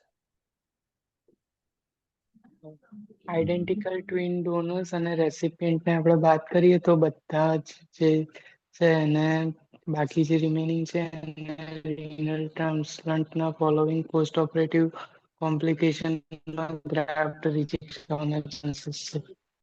yes कोई भी ट्रांसप्लांटेशन के बाद ग्राफ्ट रिजेक्शन सबसे कॉमन पोस्ट ऑपरेटिव कॉम्प्लिकेशन है but it is not a common post operative complication in identical twin donor and recipient. जो identical twins है उसके अंदर आप डोनेशन एंड ट्रांसप्लांटेशन कर रहे हो तो उनको ये कॉम्प्लिकेशन होने के चांसेस बहुत ही कम या नील है.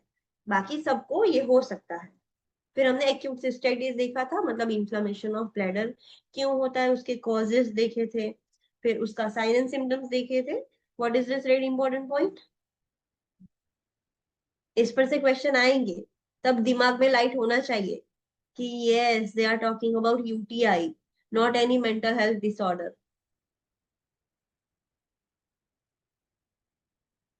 जब आप क्वेश्चन सॉल्व करोगे तब पता चलेगा कैसे क्वेश्चंस आते हैं.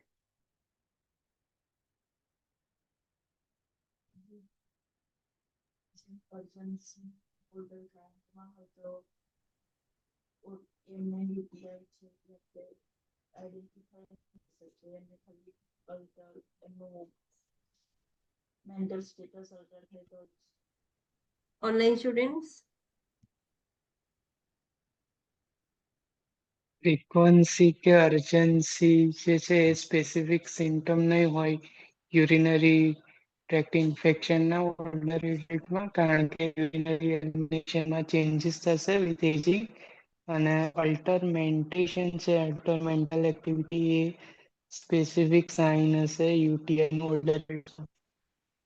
Yes exactly. Normal healthy young individuals में हम अर्जेंसी फ्रीक्वेंसी देखें तो वो स्पेसिफिक साइन है यूटीआई का. बट ओल्डर पीपल में urgency and frequency is not a specific sign for UTI. क्यों. द रैशनली एजिंग ऑलरेडी वो चेंज हो जाएगा. सो उनमें स्पेसिफिक साइन क्या है. Mentation altered mental status that is the specific sign for UTI in older people.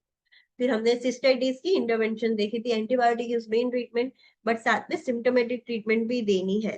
Client education देखा कि client को क्या सलाह देनी है कैसे सिस्टाइटिस प्रिवेंट कर सकते हो. तो ये सारे जो प्रिवेंशन क्लाइंट एजुकेशन के सारे क्वेश्चंस कैसे आएंगे. क्लाइंट फर्दर इंटरवेंशन आपको क्या क्लाइंट ने बोला आपने क्लाइंट को कहां पर करेक्ट किया क्लाइंट ने क्या इन्फॉर्मेशन दी तो वो करेक्ट थी. तो ऐसे सब क्वेश्चंस इसमें से आ सकते हैं. फिर यूरेथ्राइटिस देखा इन्फ्लेमेशन ऑफ यूरेथ्रा. सो दो रीजन लाइक मेन है कि एसटीआई की वजह से वो सबसे कॉमनली हो सकता है या तो ब्लड एंड इन्फेक्शन की वजह से. फिर दो एसटीआई है तो गोनोरिया क्लैमिडिया और उस स्प्रेज एंड वो सब हमने देखा. उसके साइन एंड सिम्टम्स देखे कि यूरेथ्राइटिस होगा तो क्या होगा. देन इंटरवेंशंस देखी एंटीबायोटिक मेन होगी. एंड एसटीआई है तो एसटीआई रूल करना बहुत इंपॉर्टेंट है. पेशेंट आपको आया आपको पता चला कि यूरेथ्राइटिस है तो एक बार एसटीआई के लिए चेक कर दो. एसटीआई में भी एक चेक नहीं करना है दोनों साथ में चेक करना है. गोनोरिया एंड क्लैमिडिया दोनों बेस्ट फ्रेंड है साथ में ही आएंगे. अगर एसटीआई की वजह से हुआ है तो फिर पेशेंट को भी बताना पड़ेगा कि जो भी आपका सेक्सुअल पार्टनर रहा है लास्ट 30 डेज में उनको भी नोटिफाई करना पड़ेगा. उनको भी टेस्ट करना पड़ेगा. अगर पॉजिटिव आए तो उनको भी ट्रीटमेंट करनी पड़ेगी. जब तक ठीक नहीं हो जाता तब तक पेशेंट को एब्स्टिनेंस रखना है. सो ये सारी एजुकेशन आप पेशेंट को दोगे. फिर हमने देखा यूरेट्राइटिस मतलब इन्फ्लेमेशन ऑफ यूरेटर. सो क्यों होता है. इधर नीचे से इन्फेक्शन होके ऊपर गया है या तो किडनी से नीचे तक आया है यूरेटर में. उसके साइन एंड सिम्टम्स देखे उसकी इंटरवेंशन देखी जो भी कॉज है उसको हम ठीक करेंगे. फिर हमने देखा pyelonephritis inflammation of renal pelvis and nephron. So that is inflammation of kidney. Acute और क्रोनिक हो सकता है. एक्यूट सडनली डेवलप होगा अचानक से पेशेंट के बैक्टीरिया इन्वेजन हो गया हमने कुछ प्रोसीजर की और पेशेंट को इन्फेक्शन हो गया दैट इज एक्यूट. क्रोनिक मतलब धीरे धीरे धीरे लॉन्ग टर्म से पेशेंट का ऑब्स्ट्रक्शन था तो यूरिन लाइक स्टेसिस हो रहा था.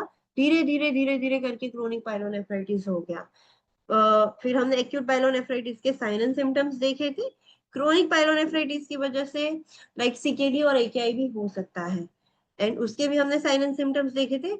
आइडियली क्रोनिक है धीरे धीरे स्लोली स्लोली वो हो रहा है तो पता भी नहीं चलेगा शायद पेशेंट को दूसरे जो सिम्टम्स स्टार्ट हो गए हैं वो दिखाने गया पेशेंट, एंड तब हमें पता चला कि पेशेंट को तो पायलोनेफ्राइटिस है क्रोनिक वाला। सो वो हो सकता है इसमें। एंड इंटरवेंशन हमने कॉमन देखी, पायलोनेफ्राइटिस है तो एंटीबायोटिक्स का फुल ट्रीटमेंट करना पड़ता है। पायलोनेफ्राइटिस वाले पेशेंट को आईवी एंटीबायोटिक ही देनी पड़ती है, वो घर पे भी लेकर जाते हैं आईवी कैनुला, घर पे भी पाइंट लेते हैं। सो वो उसकी मेन ट्रीटमेंट है। और ध्यान रखना है कि AKI और CKD ना हो जाए, तो उसके भी साइंस हम चेक करेंगे।